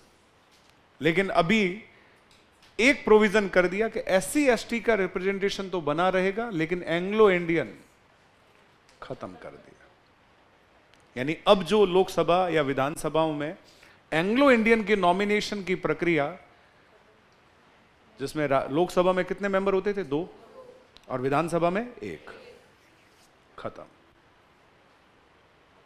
लेकिन एससी एसटी की रिजर्वेशन को 10 साल लोकसभा और विधानसभा की सीटों में क्या किया गया? बढ़ाया गया। इसके लिए देखो, अनुच्छेद है 330 लोकसभा में एससी एसटी की सीटों का रिजर्वेशन, 332 विधानसभा में एससी एसटी की सीटों का रिजर्वेशन, 331 लोकसभा में एंग्लो इंडियन की 1-2 सीटों का नॉमिनेशन, और 333 विधानसभा में एंग्लो इंडियन की 1 सीट का मनोनयन। ये रेगुलर आर्टिकल थे। 334 में ये कहा गया था कि ये प्रोविजन 60 साल तक रहेंगे, लेकिन 95 संशोधन में इसी अनुच्छेद में चेंज करते हुए इसे बढ़ाकर 70 साल किया। और फिर 104 में इसे बढ़ाकर 80 साल किया और एंग्लो इंडियन के मनोनयन को खत्म कर दिया। अब मुझे बताओ ना, 105 क्या था? ओबीसी की जातियों का डिक्लेरेशन स्टेट करेगा, ना कि सेंट्रल करेगा, और सुप्रीम कोर्ट के डिसीजन को वायलेट कर दिया। वायलेट कर दिया, समझ गए बात? वायलेशन हो गया उसका, समझ गए? 104 एंग्लो इंडियन के रिजर्वेशन को खत्म कर दिया और एससी एसटी के रिजर्वेशन को कंटिन्यू कर दिया। कहां पे? लोकसभा और विधानसभा की सीटों में, लोकसभा और विधानसभा की सीटों में। सिंपल ये। अब बताओ ये कौन सी विधि से हुआ? दूसरी। जो मैंने कहा ना, जो पहली और तीसरी में नहीं होगा, हमेशा किससे होगा? दूसरी। अब आते हैं 103 कॉन्स्टिट्यूशन अमेंडमेंट एक्ट, अनुच्छेद 15 और अनुच्छेद 16 दोनों में इस कम्युनिटी के लिए कितने परसेंट अलग से आरक्षण? 10%। ईडब्ल्यू आर्थिक रूप से कमजोर वर्गों को नौकरियों में और सरकारी संस्थानों की सीटों में कितने परसेंट आरक्षण? शैक्षणिक संस्थानों की सीटों में कितने परसेंट? 10%। हो गया। कौन सा तरीका? दूसरा। 12 से 51 के बीच आ रहा, 15-16 याद आया? मौलिक अधिकार। क्लियर है? 102 हमारे देश में एससी का आयोग था, एसटी का आयोग था, लेकिन मोदी गवर्नमेंट को यह महसूस हुआ कि ओबीसी का भी एक आयोग होना चाहिए, और केवल आयोग नहीं, आयोग तो है ही है, उसको संविधान में दर्जा होना चाहिए। तो हमने एक अलग से कमीशन बनाया और उस कमीशन को कॉन्स्टिट्यूशन में शामिल किया, national commission for backward class. OBC को एक आयोग बनाया और उसको संविधान में क्या दिया? दर्जा। बताओ क्या हुआ? कौन सा संशोधन? दूसरा। भाई ओबीसी के लिए जो काम हुआ कौन से संशोधन में? दूसरा। 101 जीएसटी। कौन सी अनुसूची में परिवर्तन? 7वीं। और संविधान में कम से कम 3 अनुच्छेद तो डिलीट हुए। क्लियर है? 15-16 अनुच्छेद या अनुच्छेद एडिशन तो केवल एक ही हुआ, पूरा एक नया अनुच्छेद आया।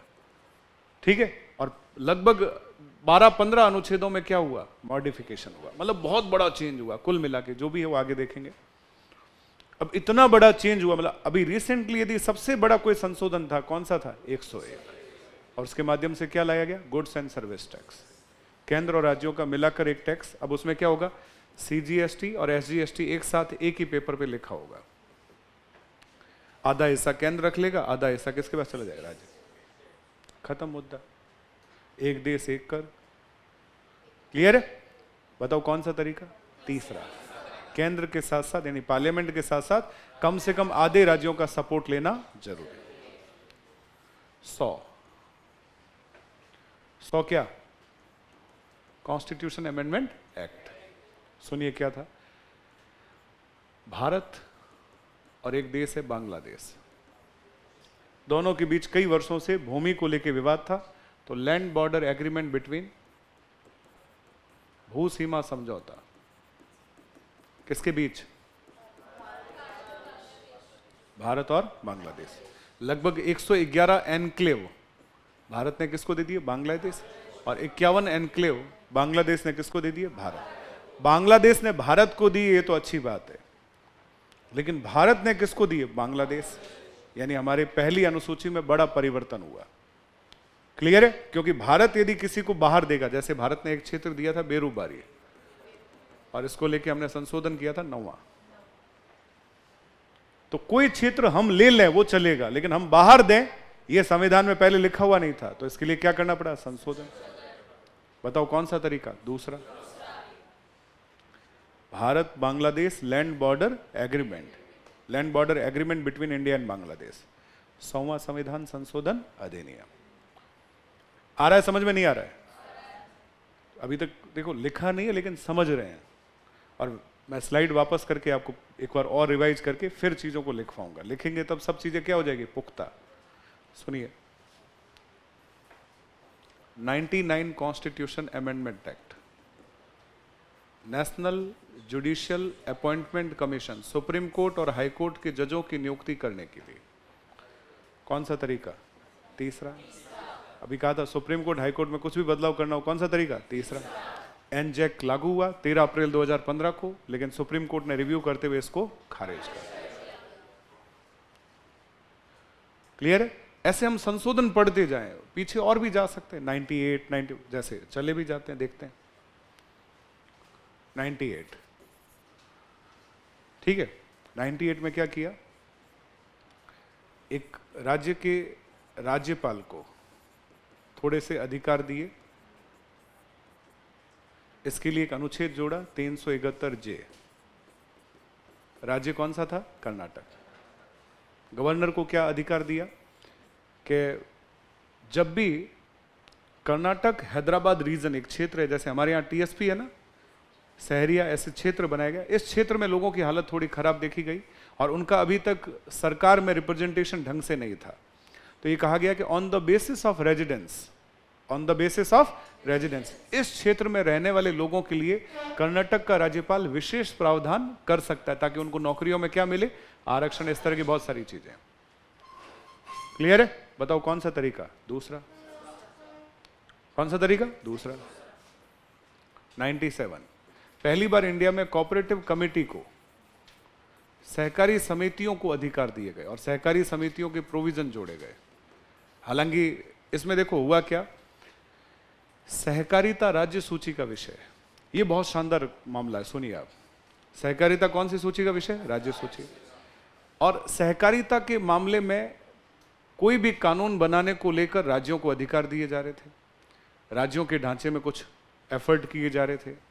तो इसका मतलब इसमें तीसरी विधि का प्रयोग करना चाहिए था। लेकिन हुआ ये कि मनमोहन सिंह की सरकार थी, 2012 में ये संशोधन हुआ और राज्यों से पूछा ही नहीं गया और किसी ने गौर भी नहीं किया, किसी ने गौर भी नहीं किया।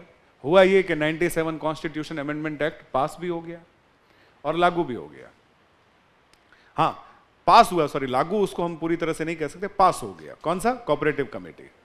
अब जैसे पास हुआ, कई सालों से चल ही रहा था, लेकिन इसमें एक गलती हो गई। वो गलती ये थी कि किससे परमिशन नहीं ली गई?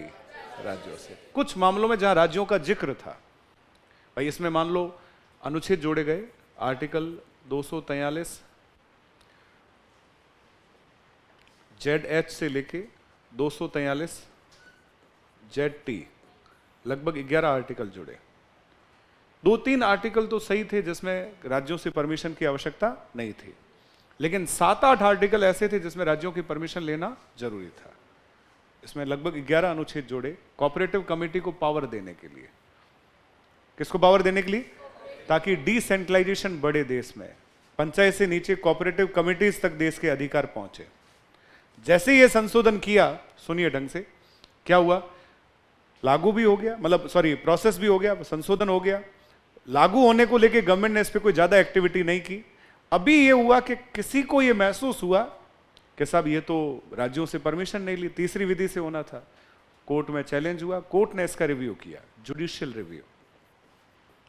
और कोर्ट ने क्या किया? जो प्रोविजन इसमें राज्यों से परमिशन लिए बिना पास हुए थे उनको क्या कर दिया? खारिज। ये बहुत शानदार एग्जांपल है।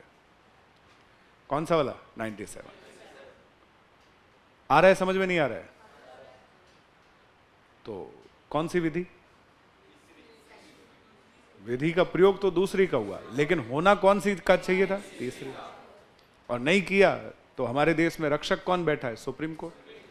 जुडिशियल रिव्यू किया और इसमें से बहुत सारे प्रोविजन को क्या कर दिया? खारिज कर दिया। ये बहुत ही शानदार एग्जांपल है। मैं एक साथ ज्यादा संशोधन अभी बताऊंगा, मैं पीछे तक जा सकता हूं और एक तक पहुंच सकते हैं। 96 ओडिया भाषा जो है उसको ओडिया कहा गया। 95 वापस से वही जो मैंने बताया, लोकसभा और विधानसभा की सीटों में SC ST और एंग्लो इंडियन के आरक्षण को बढ़ा दिया गया। 94 पहले केवल 3 राज्यों में ट्राइबल मिनिस्टर होना जरूरी था। वो राज्य थे बिहार, छत्तीसगढ़ और बिहार, MP और उड़ीसा।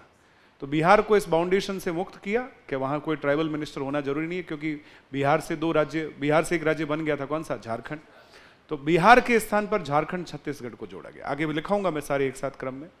93 वही जो है हायर एजुकेशन इंस्टीट्यूशन है वहां सीटों में आरक्षण दिया जा सकता है। 92 4 नई भाषाएं जोड़ी गई। 91 मंत्री परिषद की संख्या 15% से अधिक नहीं होनी चाहिए, मंत्री ज्यादा नहीं बनाए जाने चाहिए। ऐसे हम 1 तक जा सकते हैं, क्लियर है। लेकिन 1 तक यूं जाएंगे तो आपको लगेगा कि सर ने आज तो दिमाग खा लिया, लिखवा तो कुछ रहे नहीं है, लगातार हम क्या कर रहे हैं, समझ रहे हैं। तो मुद्दा यह है कि बिना रिवीजन किए चीजें पॉसिबल नहीं है दिमाग में इन्वॉल्व करना। और अब मैं जब लिखवाऊंगा ना तो आपको ऐसा महसूस होगा बिल्कुल मक्खन की तरह कि हाँ सर ये भी समझ में आ रहा है, ये भी आ रहा है। बिना समझे लिखना पॉसिबल नहीं है। थोड़ा स्लाइड पीछे लेके जाते हैं। देखो आर्टिकल 368 संविधान संशोधन की प्रक्रिया। संविधान संशोधन बिल कहां रखा जाता है? पार्लियामेंट। पार्लियामेंट के तीनों अंगों से पास होता है, 2 हाउस से पास होता है, प्रेसिडेंट सिग्नेचर करता है, क्या बनता है? अधिनियम। कितने अधिनियम हो चुके हैं? 105।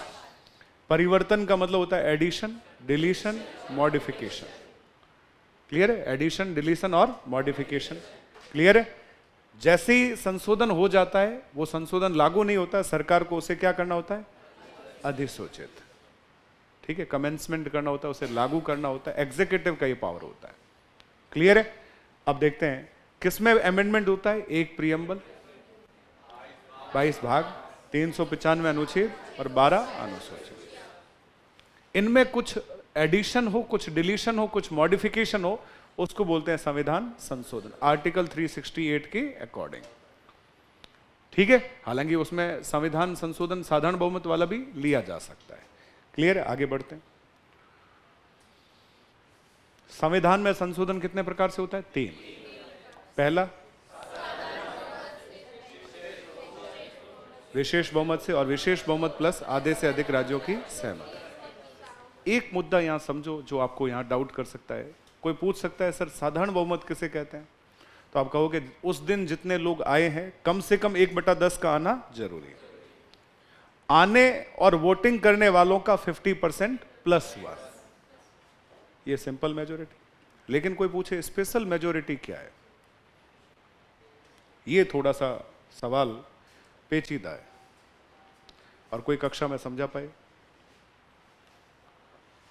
एनीवन जो ये बात बता पाए स्पेशल मेजोरिटी क्या होती है? वो तो 2/3 है, फिर उसको स्पेशल क्यों कहें? 2/3 ही लिख देते।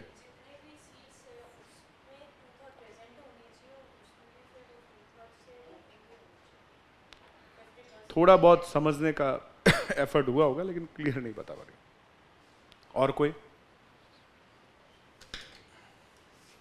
और कोई बच्चा जो बता पाए स्पेशल मेजोरिटी क्या है?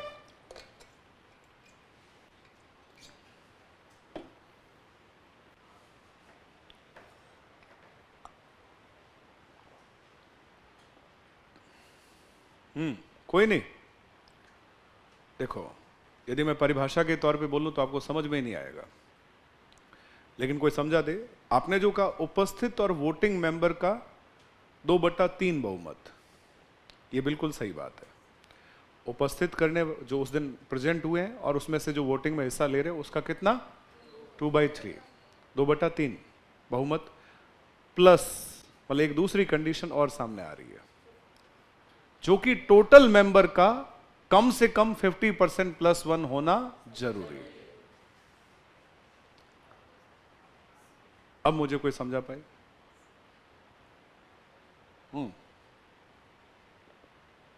आया समझ में? समझो। मान लो उदाहरण के तौर पे 500 लोग हैं, वही चीज जो हम कक्षा के तौर पे सोच रहे हैं। कितने लोग हैं? 500। और हमारी क्लास में हमें स्पेशल मेजोरिटी का प्रयोग करना है। टोटल मेंबर 500 है। अब मान लो उस दिन जिस दिन हमारी स्पेशल मेजोरिटी का प्रयोग होना, उस दिन क्लास में 300 लोग आए। कितने लोग आए? 300। 200 एब्सेंट है। अब बताओ स्पेशल मेजोरिटी कैसे पास होगी?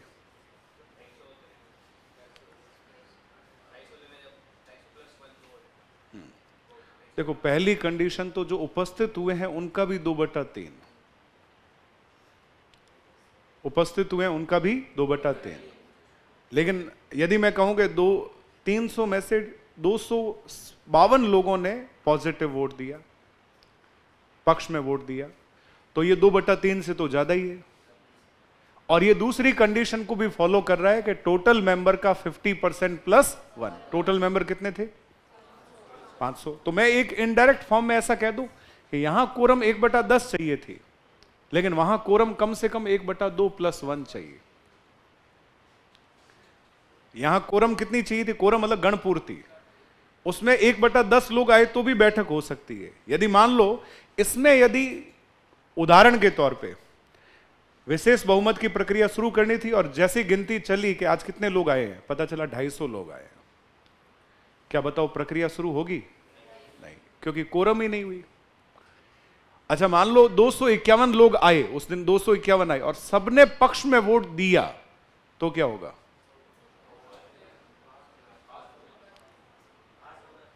पास हो जाएगा, क्योंकि जो दोनों शर्तें थी उसको फुलफिल किया। 2/3 भी हो गया, उससे ज्यादा ही है, और प्लस 50% + 1। अब बताओ ये सरल है या जटिल है? बहुत ही मुश्किल है, ये इतना आसान नहीं है। तो दोनों हाउस में ये काम करना होगा, दोनों हाउस से इस तरह से पास करके, तीसरी वाली प्रक्रिया में तो दोनों हाउस से पास करके कहां भेजना होगा? राज्यों में। इसलिए इसको जटिल कहा जाता है। कहते हैं ना, भारत का संविधान न तो कंप्लीटली कठोर है, न ही कंप्लीटली लचीला। कठोरता और लचीलेपन का मिक्सचर, वो इसलिए कहते हैं। नहीं आया समझ में? विशेष बहुमत की प्रक्रिया, दोबारा सुनो, मान लो क्लास में टोटल मेंबर 300 है। कितने हैं? 300।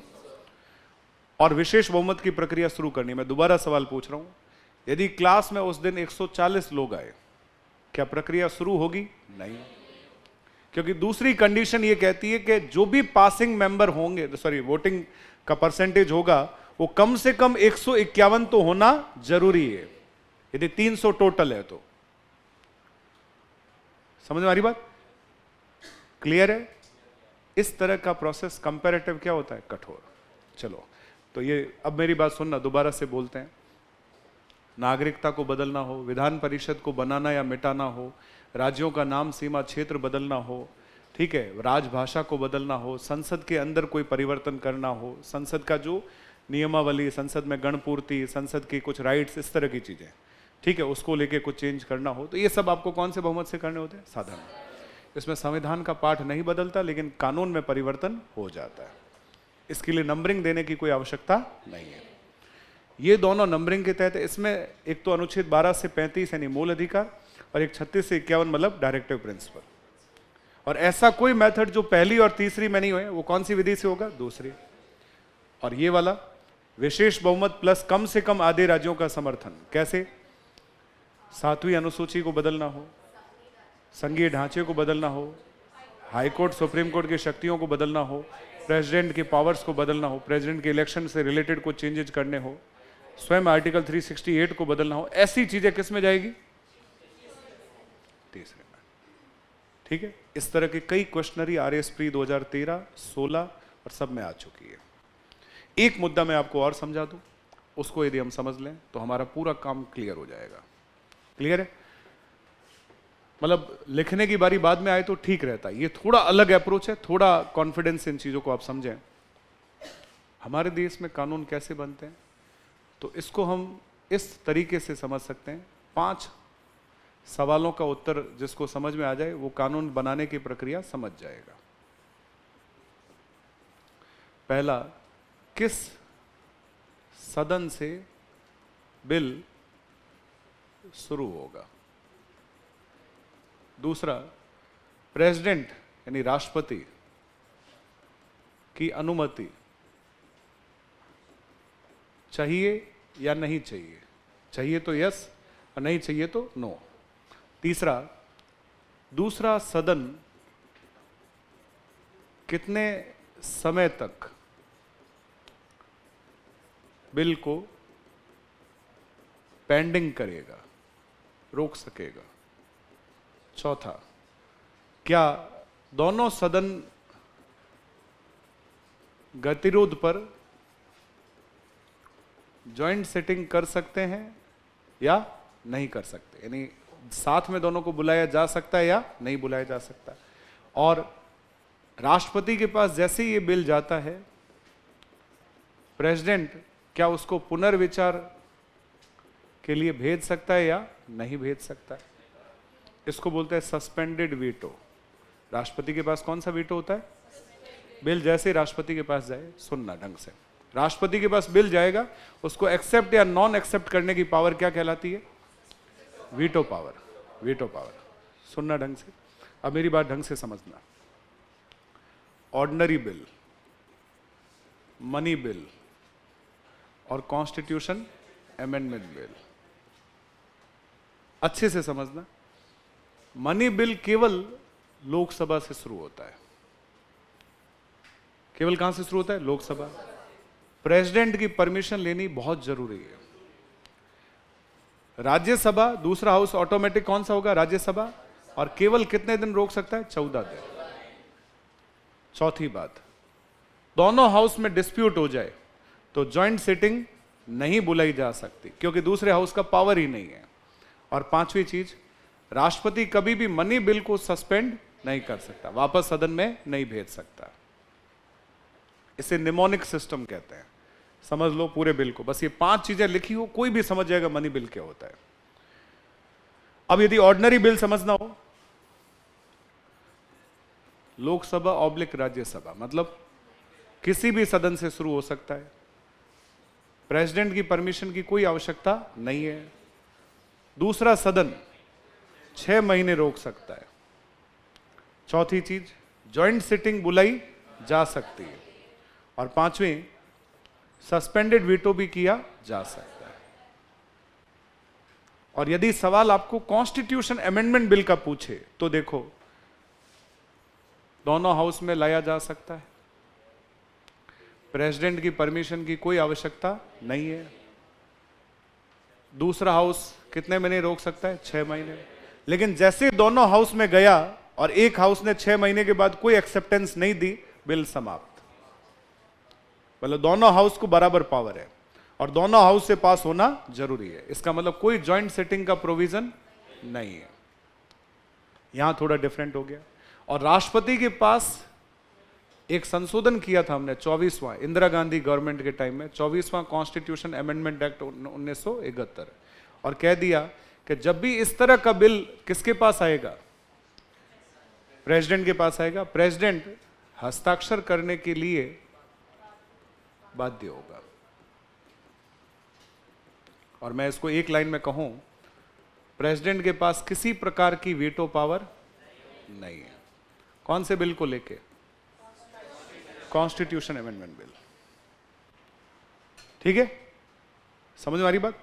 कॉन्स्टिट्यूशन अमेंडमेंट, ये बिल सेम राज्यों में भी होते हैं, ऐसे बिल राज्यों में भी होते हैं, लेकिन ये बिल राज्यों में नहीं जाता, सॉरी, राज्यों से शुरू नहीं हो सकता। शुरू कहां से होगा? संसद से। हां, कुछ मामलों में, जो तीसरा वाला मामला, उसमें राज्यों की केवल क्या ली जाती? परमिशन। और वो जरूरी है। मतलब इसको इनिशिएट करने की पावर किसके पास नहीं होती? राज्यों के पास। बस हां, कुछ मामलों में फाइनल करने की पावर राज्यों के पास होती, राज्य उसको सहमति देंगे। 14 राज्यों ने सहमति नहीं दी तो वो बिल पास नहीं होगा। तो बताओ, यदि आपसे पूछा जाए मनी बिल और ऑर्डिनरी बिल में क्या डिफरेंस है? एक एक करके पॉइंट वाइज। मनी बिल केवल लोकसभा में लाया जा सकता है, ऑर्डिनरी बिल दोनों जगह लाया जा सकता है। मनी बिल में राष्ट्रपति की अनुमति पहले लेना जरूरी है, ऑर्डिनरी बिल में परमिशन की आवश्यकता नहीं है। मनी बिल को राज्यसभा केवल 14 दिन रोकने की एडवाइजरी पावर रखता है, ऑर्डिनरी बिल को 6 महीने तक दूसरा सदन रोक सकता है। मनी बिल पर कोई ज्वाइंट सिटिंग की व्यवस्था नहीं है, दोनों सदन को एक साथ बुलाना। ऑर्डिनरी बिल पर दोनों सदन को राष्ट्रपति एक साथ बुला सकता है, ज्वाइंट सिटिंग बुलाई जा सकती है। मनी बिल को राष्ट्रपति वापस सदन में पुनर्विचार के लिए नहीं भेज सकता, सिग्नेचर करने के लिए बाउंडेड है। लेकिन ऑर्डिनरी बिल को राष्ट्रपति एक बार सस्पेंडेड वीटो, मतलब पुनर्विचार के लिए भेज सकता है। अब यदि बात यही मैं संविधान संशोधन बिल की करूं, कौन से हाउस में आएगा? दोनों में, लोकसभा में भी और राज्यसभा। क्लियर है? राष्ट्रपति परमिशन लेना जरूरी नहीं है। दूसरा हाउस कितने महीने रोक सकता है? 6 महीने। दोनों हाउस में गतिरोध हो तो कोई जॉइंट सेटिंग की व्यवस्था नहीं, यानी दोनों हाउस को बराबर पावर है, लोकसभा को और राज्यसभा। और राष्ट्रपति को इस बिल के लेकर इंदिरा गांधी गवर्नमेंट के टाइम एक संशोधन करके बाउंड कर दिया और उसकी वीटो पावर क्या कर दी? खत्म। कौन से बिल को लेके? अब देखो, आपका धर्म बनता है, ये मैंने जो भी संविधान संशोधन चैप्टर बताया, एक तो हमें एम लक्ष्मीकांत से रेफरेंस से पढ़ना है और फिर घर जाके घटना चक्र से इसका अलग से घटना चक्र में भी चैप्टर है, पूरा चैप्टर ही सारे क्वेश्चन को क्या कर देना है? सॉल्व कर देना। मैं गारंटीड कहता हूं आपके दायरे से एक सवाल बाहर नहीं होगा। थोड़ी प्रैक्टिस तो करो आप। एक बार मैं अभी कॉपी में लिखवा रहा हूं, फिर आप घर जाके रेफरेंस बुक से पढ़ोगे और घर पे आज ही इसके सारे सवालों को क्या करोगे? सॉल्व। और कल यदि आपको कोई परेशानी होगी तो आप सवाल क्या करोगे? पूछोगे। कहां पे? ये वाला? हाँ, खत्म भाई। दोनों हाउस एग्री नहीं है, दोनों हाउस को बराबर पावर है, जॉइंट सेटिंग हो नहीं सकती, तो क्या होगा? ठीक है, समझ में आ गई सारी प्रक्रिया? अब मुझे थोड़ा ये बताओ,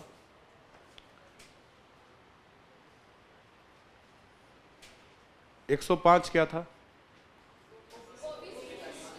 ओबीसी की जातियों का निर्धारण केंद्र नहीं करेगा, कौन करेगा? राज्य। कब लागू हुआ? अगस्त 2021। 104 लोकसभा और विधानसभा में एससी एसटी की सीटों का रिजर्वेशन 10 साल और बढ़ाया गया। एंग्लो इंडियन का प्रोविजन समाप्त। ठीक है, नेक्स्ट, ये लागू हुआ था आई थिंक 25 जनवरी 2020 को। कब हुआ था? 25 जनवरी 2020। 103 EWS, 102 national commission for backward class, 101 GST, 101 क्या है? GST. 100 land border agreement between India and Bangladesh. ठीक है, 99 national judicial appointment commission. 98 Karnataka के राज्यपाल को कर्नाटक के कुछ क्षेत्रों को लेकर स्पेशल अधिकार दिए गए on the basis of residence, ताकि उन लोगों को, जैसे आपके टीएसपी क्षेत्र में रहने वाले on the basis of residence, जो जनजातीय क्षेत्र के लोग हैं, उनको कई तरह के प्रोविजन दिए जाते हैं, टीएसपी में आरक्षण दिया जाता है, इस तरह से। ठीक है, 97 कोऑपरेटिव कमेटी। कोऑपरेटिव कमेटी का बिल पास हुआ, लेकिन कुछ मामलों में राज्यों की परमिशन नहीं ली, इसलिए सुप्रीम कोर्ट में इसको चैलेंज किया। सुप्रीम कोर्ट ने जुडिशियल रिव्यू किया और कुछ प्रोविजन को क्या कर दिया? खत्म किया। ठीक है, समझ गए? तो बच्चों, ये बहुत बड़ा चैप्टर है, जिसे बोलते हैं संविधान में संशोधन, और बहुत इंपॉर्टेंट चैप्टर है।